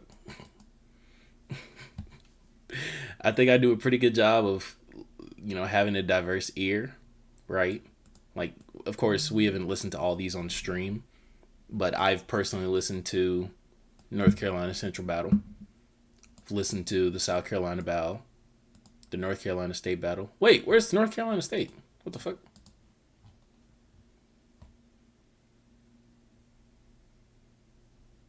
$75. Yeah. North Carolina.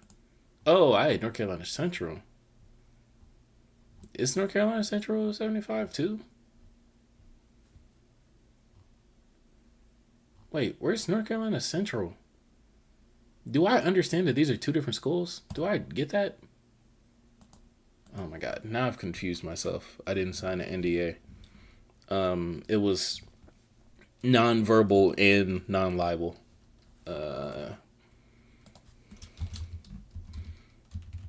God, which one did I rank? I remember this.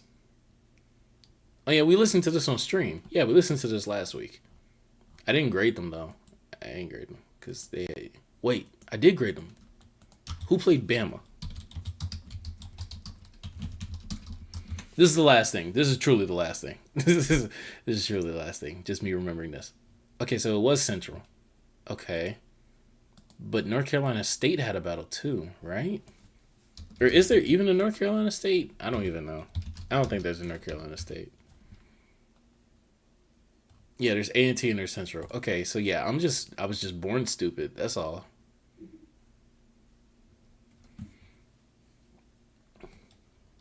That's all. I was just born stupid. All right, there we go. This is it. This is coming out at 10 a.m. Oh, you take Bama over NCAT? Really, Trey?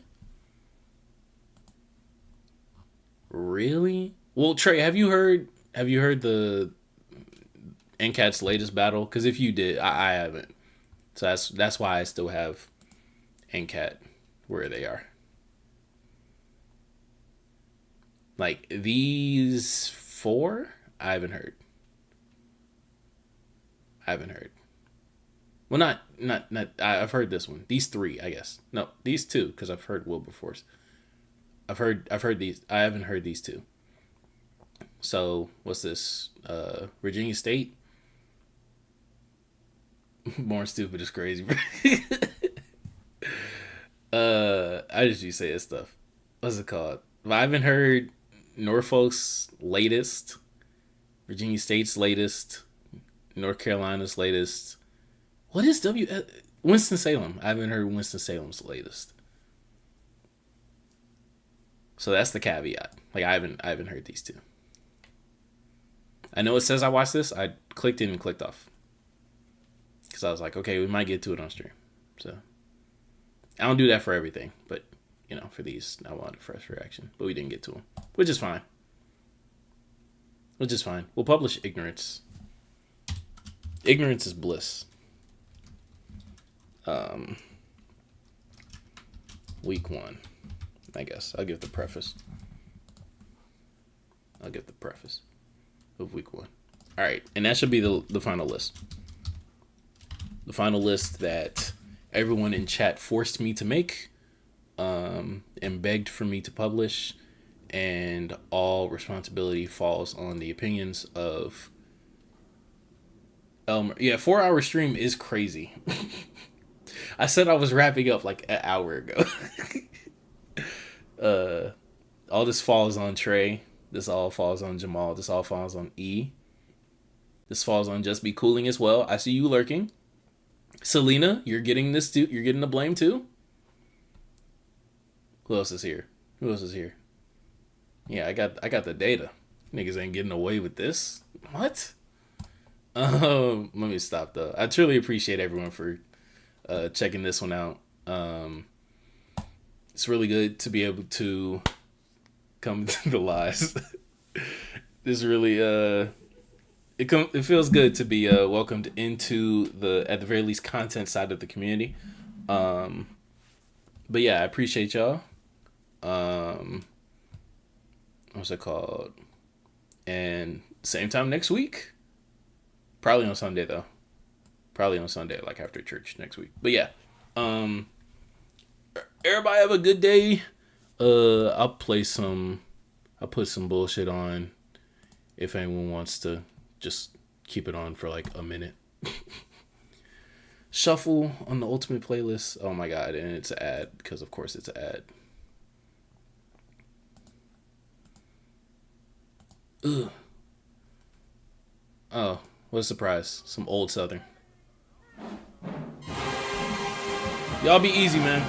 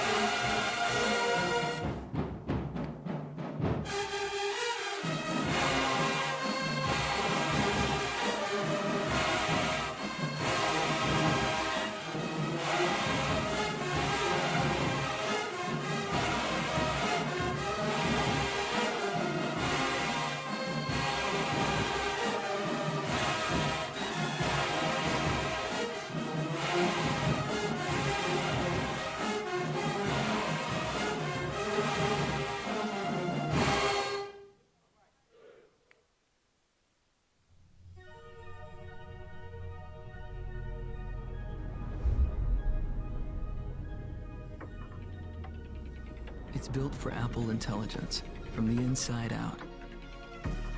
It has our most powerful Pro chip,